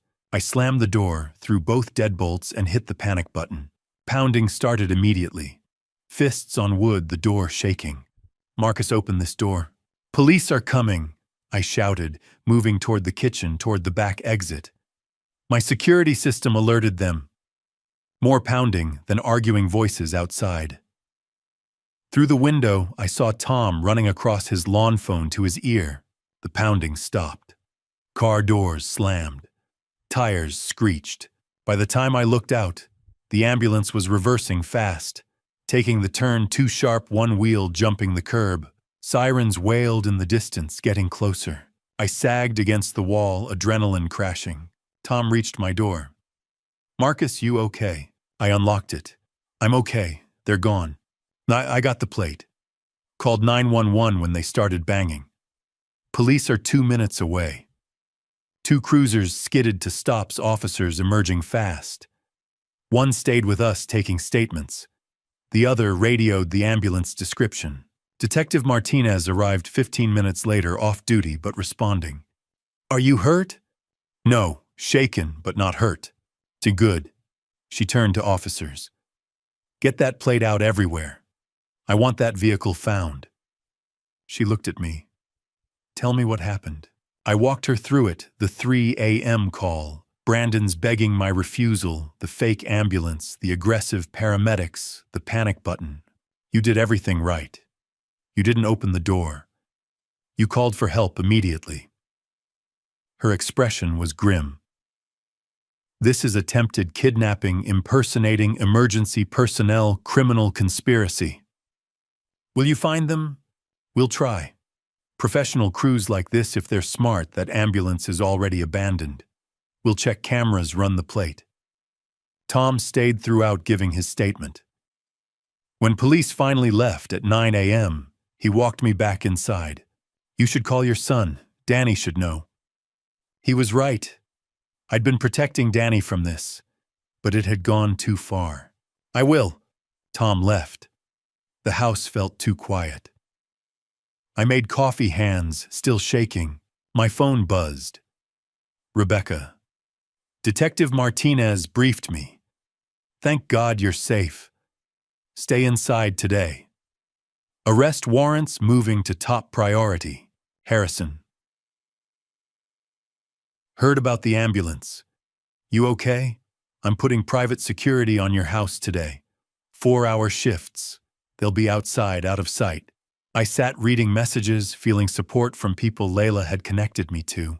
The deadline was tomorrow. May 4th, 7 a.m. Whatever Brandon and Victoria tried next, I would be ready.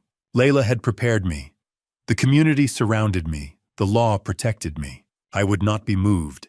The police left at 9 a.m. taking statements and evidence. Detective Martinez promised increased patrols, but her expression said what we both knew. If Victoria and Brandon were desperate enough for a fake ambulance, they'd try something else. Stay vigilant, she'd said. Don't go anywhere alone if you can help it. But I had an appointment that afternoon I couldn't miss. Rebecca had scheduled me for an independent psychiatric evaluation with Dr. Rachel Steinberg at 4 p.m. We needed documentation of my mental competency to permanently shut down any future guardianship attempts. After this morning's kidnapping attempt, the evaluation felt even more urgent. I'll have someone drive you, Rebecca offered when I called her at noon. No, I can't live in fear. It's a medical building, downtown security, everywhere public parking. I'll be fine. Marcus, I'll check in when I arrive and when I leave. If you don't hear from me, send cavalry. She sighed. Text me the address. And please, please be careful. At 3:30, I drove downtown to the medical complex on Boylston Street, a modern glass tower housing dozens of specialists. I texted Rebecca from the lobby. Arrived safe. Evaluation starts at 4. Dr. Rachel Steinberg's office was on the 8th floor. She was 48, warm but professional, with gray-streaked hair and kind eyes behind wire-rimmed glasses. Mr. Whitfield, thank you for coming. I understand this evaluation is related to a disputed guardianship petition. Yes. My daughter claimed I'm mentally incompetent. I'm here to prove otherwise. Then let's get started. The next 2 hours were exhausting.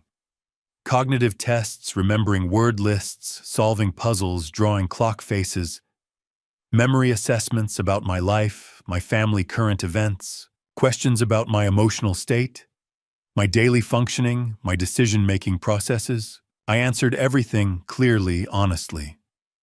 Explained how I'd learned Farsi at 67. Described managing my finances, my home, my investments. Talked about Layla's passing and my grief without falling apart. At 6 p.m., Dr. Steinberg set down her clipboard and smiled. Mr. Whitfield, I can tell you now you are demonstrably competent. Your cognitive function is excellent. You scored 29 out of 30 on the mini mental state examination. Your memory is sharp, your reasoning clear, your judgment sound. There is absolutely no evidence of dementia, significant depression, or impaired capacity. Relief washed over me. Thank you. I'll have my written report to your attorney within 48 hours. Any guardianship claim based on incompetency is baseless. She walked me to the door. You're a remarkably sharp man for any age. Your daughter's claims are not only false, they're insulting. You have no idea how much that means. I texted Rebecca from the elevator. Evaluation done. Perfect results. Heading to car now. Her reply came instantly. Wonderful, be safe. Call when you're home. The parking garage was attached to the medical building, 6 levels of concrete dimly lit even in early evening. My car was on level 3 where I'd found a spot that afternoon. I took the elevator down, footsteps echoing on concrete as I walked toward my car. The garage was nearly empty at this hour, most offices closed at 5. A few scattered vehicles remained. Mine was parked in a corner spot near the stairwell, away from the main flow of traffic. I was 10 feet from my car, keys in hand, when I heard the engine. A dark van lurched from behind a concrete pillar, tires squealing, cutting off my path to the car. The side door slid open before it even stopped. 3 men jumped out. I recognized 2 of them immediately. Brandon, looking wild-eyed and desperate. The muscled fake paramedic from this morning, still wearing his neck tattoo like a brand. The third was a stranger, shaved head, thick neck, Eastern European features. He moved like violence was his profession. I tried to run, tried to scream, but they were on me in seconds. Brandon grabbed my left arm. The fake paramedic took my right. The stranger clamped a hand over my mouth, muffling the shout before it could echo through the garage. "Stop fighting," Brandon hissed in my ear. "We're not trying to hurt you. We just need you to cooperate." I thrashed, trying to break free, trying to make noise. My phone was in my pocket, the panic button, but my arms were pinned. "Hold him," the stranger said, accent thick. Russian, maybe Ukrainian. The fake paramedic twisted my arm behind my back, pain shooting through my shoulder. They dragged me toward the van, my feet scraping uselessly against concrete. "Marcus, please," Brandon was saying, voice cracking. "Just come with us. We'll sort this out. You'll be safe at Silver Pines. They'll take care of you." I managed to wrench my head free enough to gasp. "Help someone." The stranger's fist connected with my ribs, not hard enough to break anything, but hard enough to knock the wind out. I doubled over, gasping. They lifted me into the van, throwing me onto the metal floor. I tried to crawl toward the door, but the fake paramedic shoved me down, knee in my back. "Do it," Brandon said from outside. "Quick!" I felt hands on my arm rolling up my sleeve. A sharp sting needle piercing skin. No. I tried to fight to pull away, but the weight on my back was too much. Cold spread from the injection site, racing up my arm into my chest. My vision started to blur at the edges, sounds becoming muffled and distant. How long, someone asked. "But 10-15 minutes for full effect." The stranger's voice. "He'll be out cold for hours." The van door slammed shut. Engine roared. We were moving, turning, climbing the garage ramp. I tried to stay conscious, tried to focus, but everything was sliding away. My limbs felt heavy, disconnected. I couldn't lift my head. Brandon's voice came from the front of the van, fuzzy and far away. "Take him to Silver Pines. Dr. Sullivan's waiting. We'll forge the admission paperwork tonight, and by morning the guardianship will be approved. Once he's legally committed, it's done. We'll have control. And the money," the stranger's voice. "We aren't accessible within 24 hours once guardianship is official. You'll get your payment." I wanted to protest, to fight to reach my phone and hit the panic button, but my body wouldn't obey anymore. The drug was pulling me down into darkness, drowning me in chemical unconsciousness. My last coherent thought was of Layla. "I'm sorry. I tried. I tried to be ready, to be strong, to fight like you taught me. But they got me anyway. Then nothing. Just darkness rushing in, swallowing everything." The van drove through evening traffic, heading northwest toward Silver Pines Assisted Living, carrying an unconscious 67-year-old man whose only crime was having money his daughter needed, and a conscience she didn't. Inside, Marcus Whitfield lay crumpled on the metal floor, breathing shallow, unaware of anything except the chemical dreamlessness pulling him deeper into void. His phone was still in his pocket, the panic button unactivated. No one knew where he was, and by the time anyone realized he was missing, it might already be too late. Consciousness returned slowly, like surfacing from deep water. I opened my eyes to unfamiliar white ceiling tiles, fluorescent lights humming overhead. For a confused moment, I didn't know where I was. Hospital, no, the smell was wrong. Institutional disinfectant, but different. Heavier. Then memory crashed back. The parking garage. 3 men. Brandon's desperate face. The needle piercing my arm. Darkness. I sat up fast, too fast. The room spun. I gripped the edge of the bed, waiting for equilibrium to return. The room was small, sterile. White walls, linoleum floor, a single bed bolted to the wall.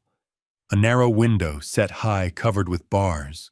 The door had no interior handle, just a smooth surface with a small window at eye level. I was locked in. I checked my watch, still on my wrist, surprisingly. 9:47 p.m. May 3rd. I'd been unconscious for hours. My phone was gone, pockets empty. Even my wallet was missing. I stood on shaking legs and tried the door. Locked solid. I pressed my face to the small window, seeing a hallway beyond. Institutional beige walls, handrails, distant nurses' station. This wasn't a hospital. This was exactly what Victoria and Brandon had threatened. Silver Pines Assisted Living. The memory care unit specifically designed to keep people from leaving. I pounded on the door. "Hello, someone help me. I'm being held against my will." No response. I pounded harder, shouting until my throat was raw. Finally, footsteps. A woman appeared in the window, middle-aged, stern-faced nurse's scrubs. She unlocked the door and entered, closing it quickly behind her. Her name badge read, Linda Marsh, RN. "Mr. Whitfield, you need to calm down. You're disturbing other residents. I'm being held prisoner. This is kidnapping. I demand to call my lawyer." "You're not being held prisoner. You're here for your own safety. Your daughter signed the admission paperwork. You were brought in this evening under medical emergency provisions." That's a lie. I was grabbed in a parking garage and drugged. I was kidnapped. Linda's expression didn't change, cold and detached. "Mr. Whitfield, you're confused. That's why you're here. Dr. Sullivan will evaluate you tomorrow morning and determine appropriate treatment." "I'm not confused. I know exactly what's happening. Victoria and Brandon are trying to. Your daughter loves you very much. She's doing what's best." Linda pulled a syringe from her pocket. "This will help you rest." I backed away. "No, I refuse treatment. I'm not taking anything. It's not optional. Doctor's orders for agitation." She stepped forward. I said no. You can't force medication on someone against their will. That's illegal. She grabbed my arm with surprising strength. I tried to pull away, but she was practiced at this. Twisted my wrist, forced my arm straight. The needle pierced skin before I could react. "This is assault," I gasped. "I'll have your license." "You'll do nothing. By morning you'll be legally committed. Now lie down before you fall down." She left, locking the door behind her. I sat on the bed, feeling the drug spread through my system. Heaviness in my limbs, fog creeping into my thoughts. I fought it, tried to stay alert, but the medication was too strong. The last thing I remembered was lying back, the ceiling tiles blurring above me. Then dreams. Layla walking through a garden, sunlight in her dark hair. The scent of jasmine so real I could almost touch it. Her voice reading Farsi poetry, melodic and sad. She turned, reached for me, whispered something I couldn't quite hear. I woke to pale dawn light filtering through the barred window. 6 a.m., May 4th. Brandon's deadline day. The door opened. A man entered, tall, silver-haired, expensive suit. He radiated false warmth, the practiced charm of someone skilled at manipulation. Dr. Raymond Sullivan, finally meeting him face to face. "Good morning, Marcus." He sat in the room's only chair, clipboard balanced on his knee. "How are we feeling today?" "Drugged, held against my will, like a kidnapping victim." He smiled indulgently. "Let's talk about your recent confusion. Your daughter tells me you've been paranoid, making wild accusations against family members, claiming conspiracies, financial plots. Very concerning for a man your age. You're part of this fraud. I have recordings of Victoria paying you $25,000 to falsify a diagnosis. His smile didn't waver. Recordings. You don't have anything, Marcus. No phone, no evidence, no way to contact anyone. And by noon today, none of it will matter. What do you mean? By noon, I'll sign paperwork certifying you mentally incompetent. Victoria will have full guardianship granted by emergency order.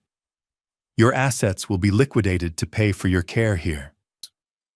He gestured around the sterile room. $12,000 per month. Very comfortable, really. You'll spend the rest of your days safe, supervised, properly medicated. The full scope of their plan crystallized. Once guardianship was granted, they could drain my entire estate, legally claim it was all for my care, while pocketing most of it. I'd be trapped here, drugged into compliance, unable to fight back. This won't work, I said, trying to sound more confident than I felt. Rebecca Martinez knows what you're doing. The district attorney has evidence. You'll go to prison. Will I? You're a confused old man making accusations no one will believe. I'm a licensed physician with a spotless record, well, mostly spotless, and your loving daughter just wants to protect you. He stood. Enjoy your breakfast, Marcus. By afternoon, this will all be settled. He left. The lock clicked. I sat there mind racing despite the lingering drug fog. They'd planned this perfectly.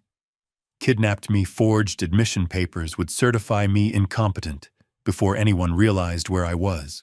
Rebecca and Harrison knew I was missing by now. My car abandoned in the garage, appointment missed.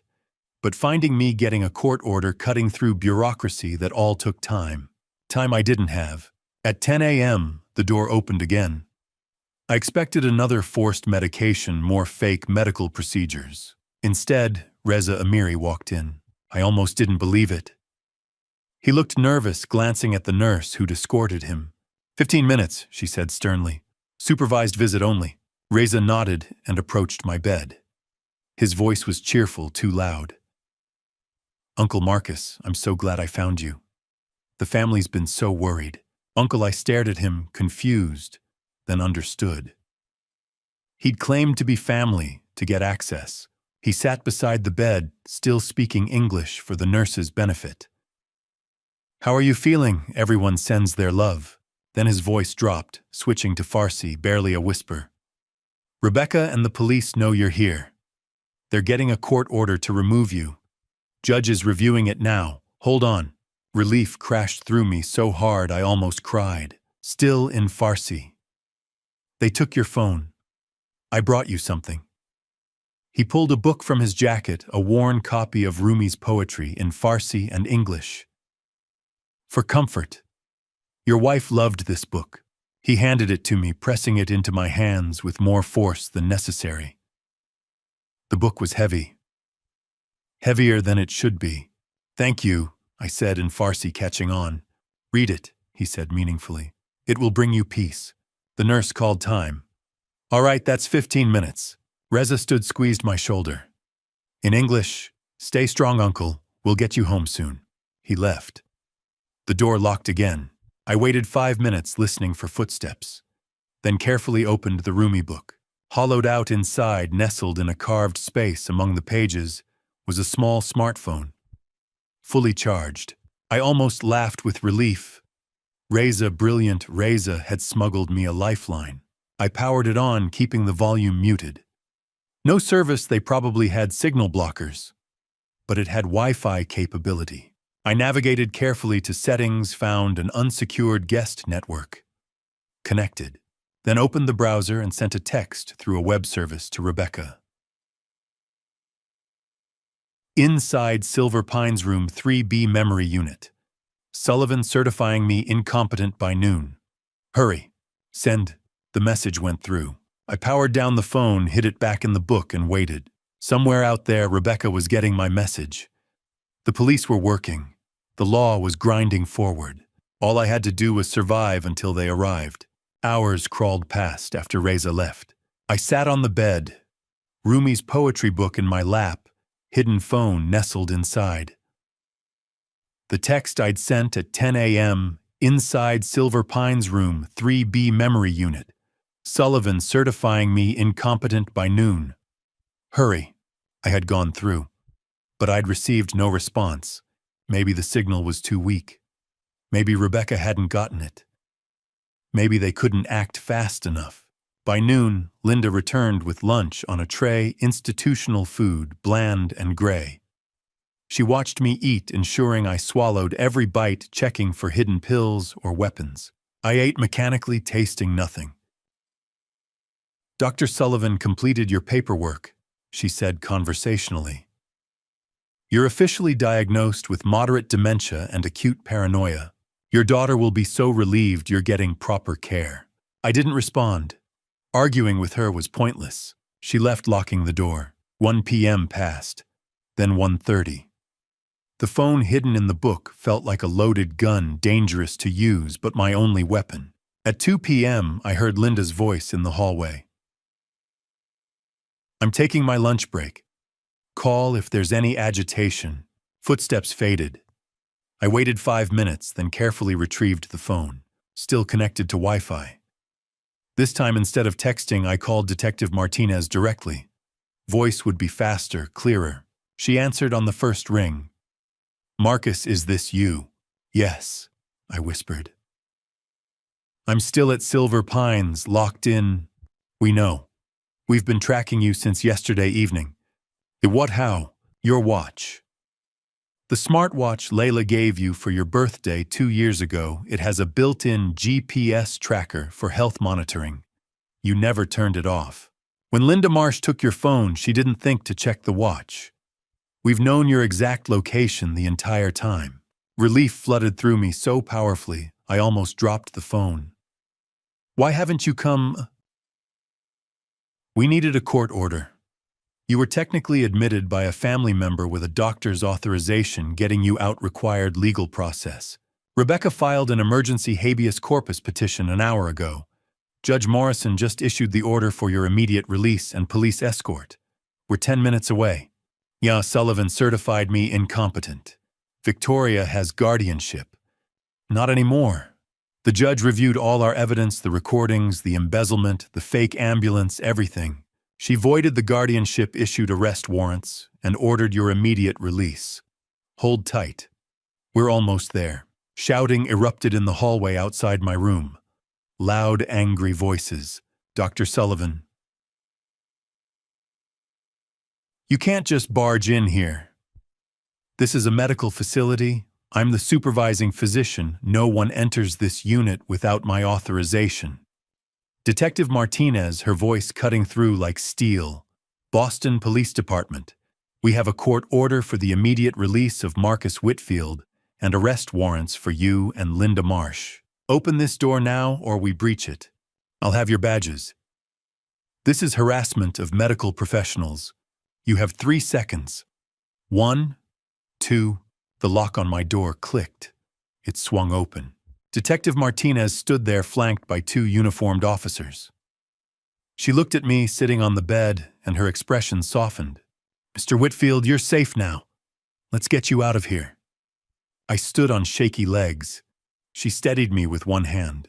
In the hallway, Dr. Sullivan stood with hands raised, face red with rage. Another officer was already pulling handcuffs from his belt. Dr. Raymond Sullivan. Detective Martinez said formally, You're under arrest for kidnapping, elder abuse, fraud, conspiracy, and unlawful medical confinement. She nodded to the officer who cuffed Sullivan's hands behind his back. Why, this is outrageous. I'm a physician. You can't. You're a conspirator in a felony kidnapping. You falsified medical documents, accepted bribes, and imprisoned a mentally competent man against his will. She turned to another officer. Read him his rights. Linda Marsh appeared from the nurse's station, saw the police, and froze. Linda Marsh. Another officer said, approaching with handcuffs. You're also under arrest as an accessory to kidnapping and elder abuse. I was following doctor's orders. She protested weakly. I didn't know. You forcibly medicated a patient who explicitly refused treatment. You knew exactly what you were doing. The cuffs clicked shut. Detective Martinez turned back to me. Can you walk? Yes, I'm okay. Let's go.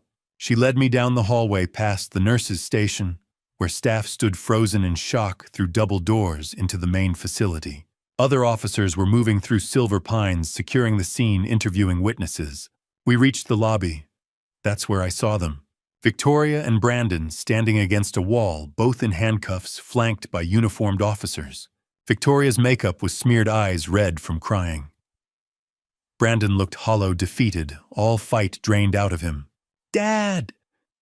Victoria's voice broke. She tried to step forward, but the officer held her back. Dad, please, I'm so sorry.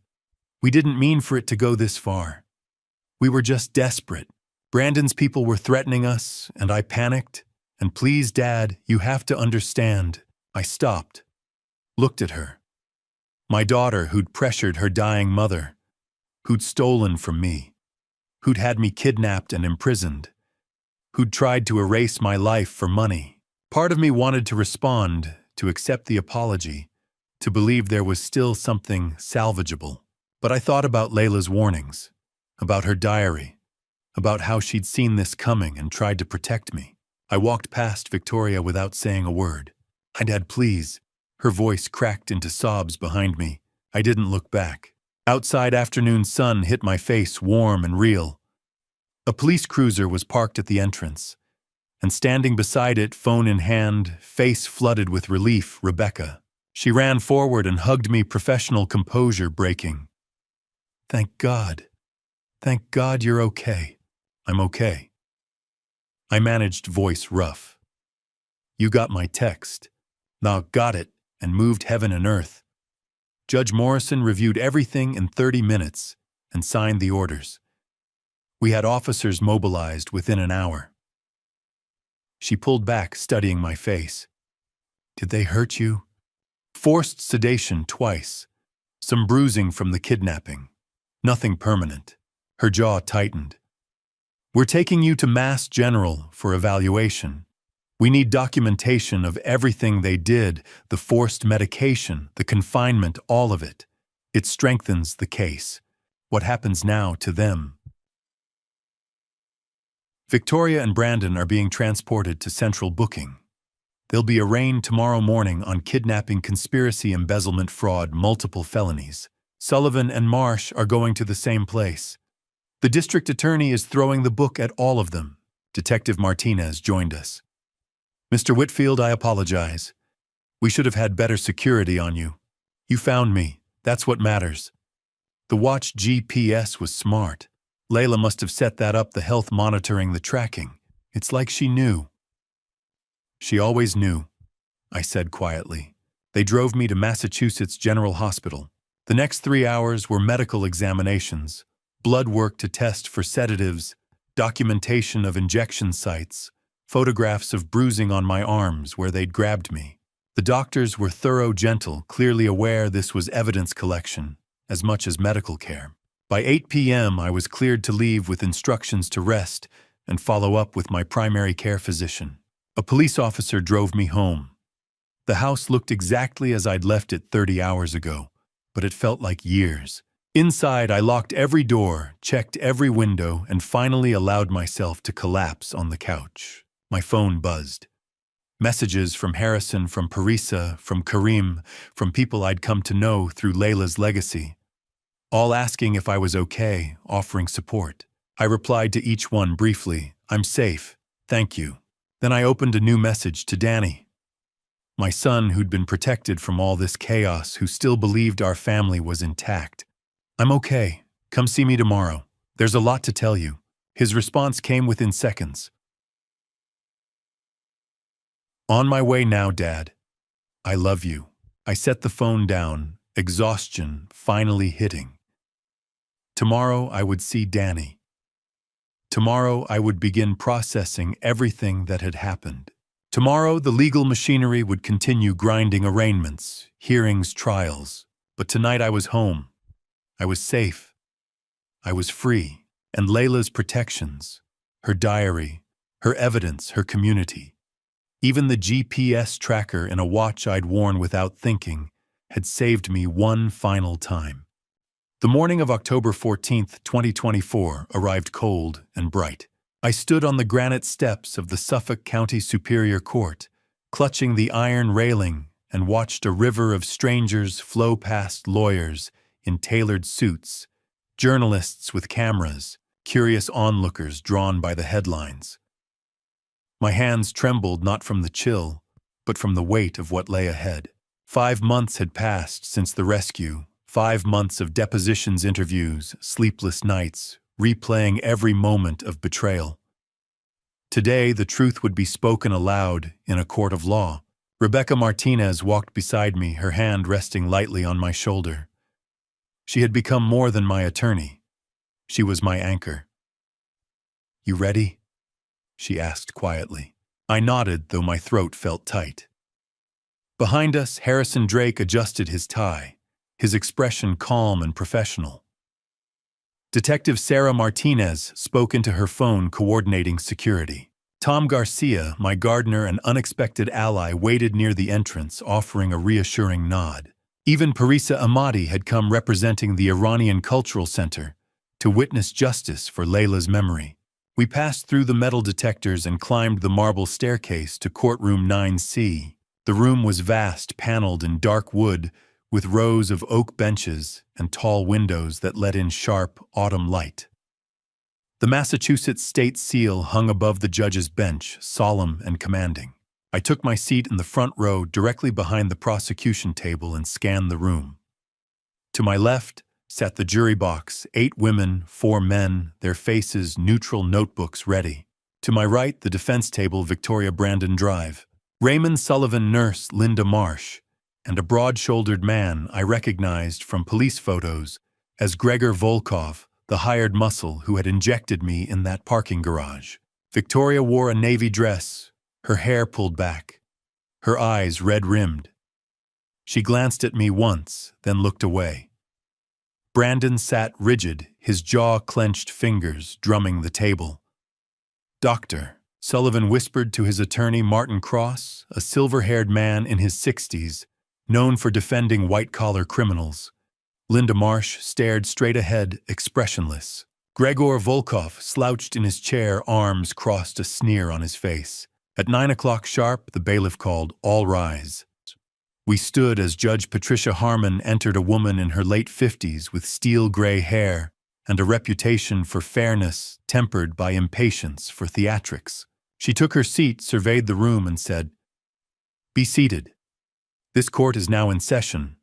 Commonwealth of Massachusetts versus Victoria Whitfield Morrison and co-defendants. Counsel, are you ready to proceed?"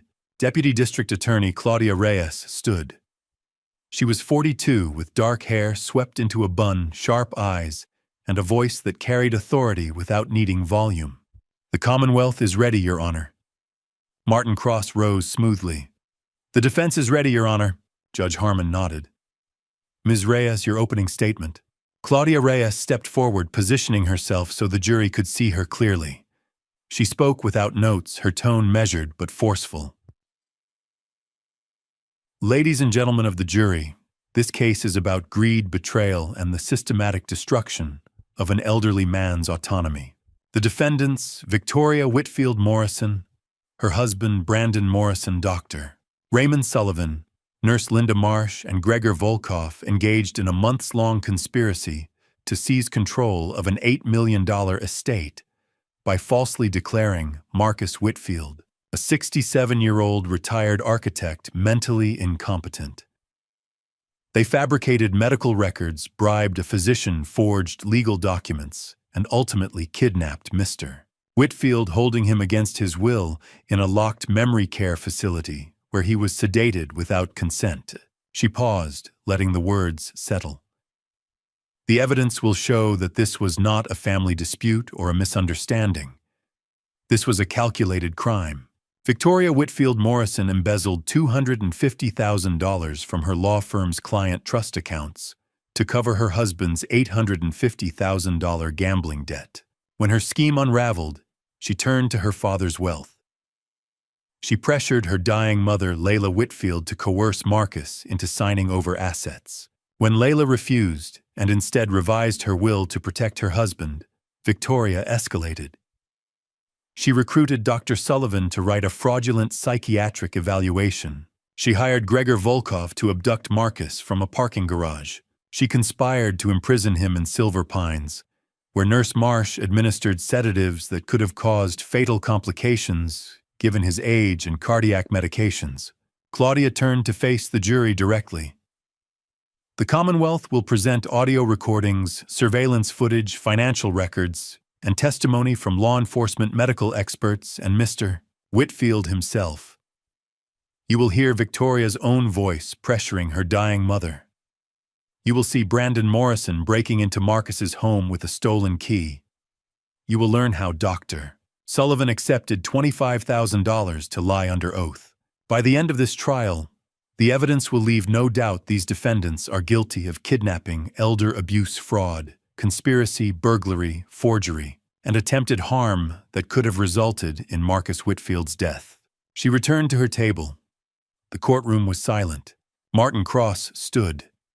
He was calm, almost avuncular, his hands clasped in front of him. Your Honor, ladies and gentlemen, my client, Victoria Whitfield Morrison, is not a criminal. She is a daughter who made mistakes. Serious mistakes driven by fear, desperation, and love for her father. Yes, she borrowed money. Yes, she sought medical opinions.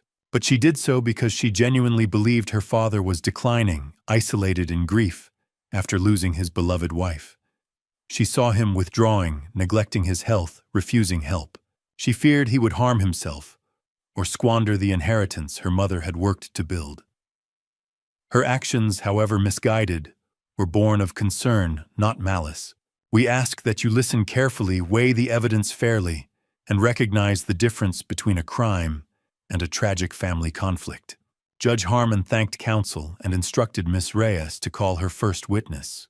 The Commonwealth calls Detective Sarah Martinez. Detective Martinez took the stand, was sworn in, and settled into the witness chair.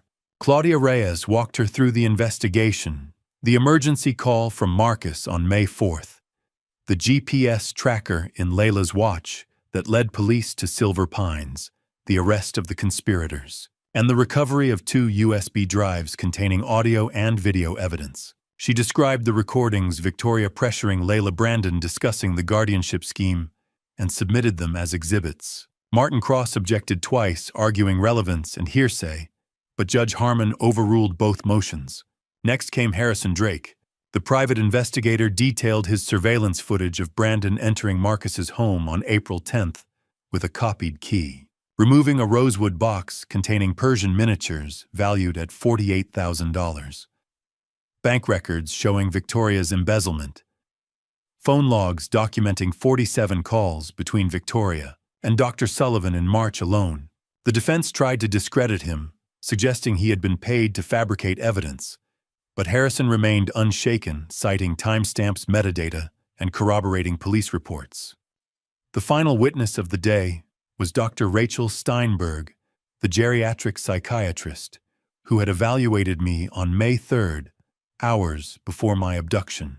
She was 48 with graying hair and a calm academic demeanor. Claudia Reyes asked her to describe the assessment. I conducted a comprehensive 2-hour evaluation, Dr. Steinberg said. Mr.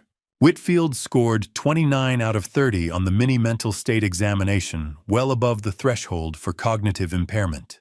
His memory, reasoning, language skills, and decision-making capacity were all intact. There was no evidence of dementia, depression, or any condition that would justify guardianship. Martin Cross stood for cross-examination. Doctor, isn't it possible that Mr. Whitfield was simply having a good day, that his condition fluctuates?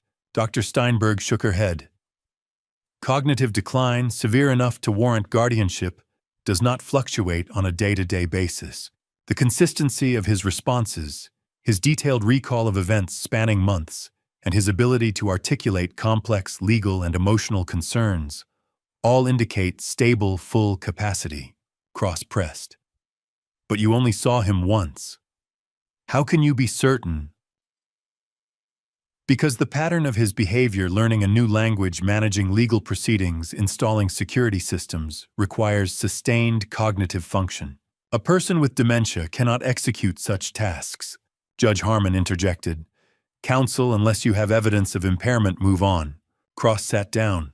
At 4:30, Judge Harmon adjourned for the day. As the jury filed out, I exhaled slowly. The first day was over. The truth was on the record. Tomorrow, I would take the stand. The courtroom on October 15th, 2024 was packed. Every bench was filled. Journalists lined the back wall, cameras ready. The story had made headlines overnight. Daughter accused of elder abuse in $8 million estate plot. I sat beside Rebecca Martinez and Harrison Drake, my hands folded tightly. Across the aisle, Victoria stared at the table, pale. Brandon whispered urgently to Martin Cross. Dr. Sullivan adjusted his glasses. Linda Marsh and Gregor Volkov sat silent, resigned. Judge Patricia Harmon entered at 9 sharp. Be seated. The Commonwealth may call its next witness. Claudia Reyes rose. The Commonwealth calls Reza Amiri. Reza walked to the stand with calm dignity. He was sworn in and folded his hands. Claudia asked him to describe his relationship with Layla. Reza spoke in accented English, his voice steady. When Layla and I grew up in Tehran, we were neighbors. When I came to Boston in 1995, she welcomed me, helped me find work. In August 2023, Layla asked me to notarize her revised will. She was very ill, but her mind was clear. She told me she feared her daughter would try to control Marcus after her passing. Claudia handed him a document. Is this the will you notarized? Yes. Did anyone attempt to interfere? Reza nodded. 2 weeks before Marcus opened the safe, Brandon Morrison came to my office. He offered me $50,000 to change the notarization date or claim Layla was not mentally competent. I refused. He threatened to report me to immigration authorities. I told him I had been a prisoner once. I would not be intimidated again. The jury leaned forward. Cross-examined, suggesting Reza had fabricated the story. But Reza produced a time-stamped security image showing Brandon entering his office. Cross sat down, frustrated. Next came Tom Garcia. The gardener wore a pressed shirt and tie, his calloused hands gripping the rail. Claudia asked what he had seen. Tom's voice was quiet but firm. On April 10th, I was trimming hedges outside Mr. Whitfield's study. Around 2 in the afternoon, Victoria and Brandon entered through the side door with a key. Mr. Whitfield was at a doctor's appointment. They went to the study. I heard arguing. After 30 minutes, Brandon left carrying a small wooden box. I recognized it. Layla had shown me the Persian miniatures inside. I told Mr. Whitfield when he returned. The box was gone. Claudia entered surveillance footage, grainy images of Brandon at Marcus's front door at 2:47 a.m. on April 23rd, inserting a key, pausing, then walking away. Cross tried to discredit Tom, but he simply replied, Layla was kind to me. I owe her the truth. Parisa Ahmadi took the stand next. She wore a dark blazer and spoke with quiet authority. She described the April 27th gala, how Marcus had delivered a moving speech in English and Farsi. After his speech, I saw Victoria and Brandon approach him in the corridor. They were not on the guest list. I heard raised voices. Victoria said something about ending this tonight. Mr. Whitfield walked away, but he looked shaken. Then came the recordings. Claudia played the first USB, Layla's insurance. The audio crackled, then Layla's voice weak but clear. Victoria, I will not ask Marcus to sign anything. This is his home. Victoria's voice followed sharp. Mother, you don't understand. We need this. Brandon's situation is serious. If you don't help us now, we'll have no choice but to pursue other options. The second track was video filmed secretly showing Victoria and Brandon in Marcus's study. Victoria's voice. If we get him declared incompetent, we file for guardianship. The house sells in 30 days. We split the proceeds, pay off the debt, and Dad goes into Silver Pines. Brandon. And if he resists, Victoria, then we make sure Dr. Sullivan's report is convincing. The courtroom was silent. One juror covered her mouth. Claudia played the gala recording from Marcus's pen. Victoria's voice cold. This ends tonight, Dad. Either you sign the documents tomorrow or we file the petition. Dr. Sullivan will testify. You'll be in Silver Pines by next week. Marcus's voice calm. I know about Brandon's $850,000 debt. I know you stole from your clients. I know you took Layla's paintings. Brandon's voice furious. Dad comes with us now. Reza's voice. Let him go or I call the police. Judge Harmon called a recess. When court resumed, Claudia called Dr. Raymond Sullivan. He had agreed to testify in exchange for a reduced sentence. Pale and drawn, he admitted everything. Victoria Whitfield Morrison paid me $25,000 to write a psychiatric evaluation diagnosing Marcus Whitfield with early-stage dementia. I never examined him. I fabricated the report based on a phone conversation. I knew it was wrong, but I had debts. Cross declined to cross-examine. Finally, Claudia called me. I walked to the witness stand and swore to tell the truth. My voice felt small, but I forced myself to speak clearly. Claudia asked me to describe my marriage to Layla. I told them about meeting her in 1982, our 41 years together. Her courage in leaving Iran, her love for art and language. I described the night I found her diary, my decision to learn Farsi, and the month studying with Professor Karim Rostami. I explained how her hidden letter warned me of Victoria's plan, and how every piece of evidence had been part of Layla's final gift. Claudia handed me Layla's diary. Can you read this passage aloud in Farsi and English? I opened to the marked page, my hands trembling. I read slowly in Farsi, then translated. I fear my daughter has lost her way. I leave everything to Marcus, trusting he will honor our legacy and protect what we built together. Several jurors wiped their eyes. I looked at Victoria. Her face was streaked with tears. I spoke directly to her. You were my daughter. Your mother and I gave you everything, but you chose greed over love. I forgive you, but I will never forget. Victoria sobbed openly. Martin Cross whispered to her, then stood. The defense rests, Your Honor. We will not call Ms. Whitfield Morrison to testify. Closing arguments were brief. Claudia summarized the conspiracy, the evidence, the betrayal. Cross pleaded for leniency, arguing Victoria had been desperate, not evil. Judge Harmon instructed the jury at 3 o'clock. They deliberated for 6 hours. At 9:15 on the evening of October 16, 2024, the jury returned. The foreman stood. We find Victoria Whitfield Morrison guilty on all counts: kidnapping, elder abuse, fraud, conspiracy, embezzlement, forgery, and attempted harm. We find Brandon Morrison guilty on all counts. We find Dr. Raymond Sullivan guilty on all counts. We find Linda Marsh guilty of lesser charges, aiding and abetting. We find Gregor Volkov guilty of assault and kidnapping. Judge Harmon scheduled sentencing for October 30th. On that day, she delivered her judgment.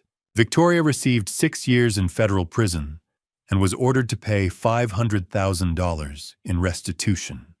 Brandon received 5 years and $850,000 in restitution. Dr. Sullivan received 8 years and permanent revocation of his medical license. Linda Marsh received 2 years probation. Gregor Volkov received 3 years followed by deportation. Judge Harmon leaned forward, her voice sharp. Elder abuse is a betrayal of the most fundamental bond of trust. This court will not tolerate it. You exploited a grieving man for personal gain. You dishonored the memory of a woman who loved you. May your time in prison teach you what your family could not. The gavel fell. It was over. Outside the courthouse, Rebecca hugged me. Harrison shook my hand. Tom, Parisa, and Reza surrounded me, offering quiet congratulations. The autumn air was cold and clean. I looked up at the darkening sky and whispered, "Thank you, Layla. You saved me one last time." September 20th, 2025 arrived warm and golden. I stood on the brick steps of a restored Victorian mansion in Cambridge, Massachusetts, and felt the weight of 11 months dissolve into something lighter, hope, perhaps, or purpose. The building had been abandoned when I bought it. Its windows bordered its garden, overgrown. Now it gleamed with fresh paint, Persian tilework framing the entrance, and a bronze plaque beside the door. The Layla Hosseini Whitfield Cultural Center. Honoring legacy, empowering community. Behind me, 300 people gathered on the lawn, Iranian families, university professors, local officials, elderly advocates, students, and journalists. Parisa Ahmadi, now the center's director, stood at the podium, adjusting the microphone. Professor Karim Rostami waited nearby, holding a stack of Farsi textbooks for the language program he would lead. Reza Amiri, chair of the Elder Advocacy Council, shook hands with a state representative. My son Danny, who had flown in from Chicago and donated $50,000 to the scholarship fund, stood beside his wife and 2 children, smiling. Tom Garcia moved through the crowd, pointing out the Persian roses and pomegranate trees he had planted in the garden. I had spent $2 million from the estate to create this place. After the trial, the courts had recovered the stolen funds, liquidated non-essential assets, and awarded me full control. I could have rebuilt the Boston mansion, traveled the world, retired comfortably. But Layla's voice echoed in every decision I made. Build something beautiful. Let it outlive us both. The center's mission was threefold: preserve Iranian American heritage, provide legal support for elders facing abuse, and offer education in language and art. Inside the building held 5 distinct spaces. The first floor housed the Persian Art Gallery, where Layla's $3 million collection, miniatures, calligraphy, textiles, was displayed in climate-controlled cases. Each piece bore a small card explaining its history in English and Farsi. The second floor held the Rostami Library, named after Karim, with 2,000 books in both languages, comfortable reading chairs, and large windows overlooking the garden. The third floor contained the Legal Aid Clinic, staffed by volunteer attorneys and social workers. In the first 6 months alone, they had helped 847 families navigate guardianship disputes, financial fraud, and elder care rights. The basement had been converted into a community kitchen, offering free cooking classes and weekly meals for isolated seniors. And in a quiet corner of the first floor, the Layla Memorial Reading Room held her diary, her journals, and a portrait I had commissioned from a local artist. At 10 o'clock, Parisa called the crowd to order. She spoke briefly, welcoming everyone, thanking the donors and volunteers, and introducing me. I walked to the podium, my hands trembling slightly, and looked out at the sea of faces. I had prepared remarks in both English and Farsi, practicing with Karim for weeks. I began in English. 11 months ago, I stood in a courtroom and heard a verdict that brought justice but no peace. My daughter and son-in-law were sentenced to prison for crimes against me, crimes born of greed, desperation, and betrayal. That day I thought the story was over. But I was wrong. The story was just beginning. I switched to Farsi, speaking the words Karim had helped me perfect.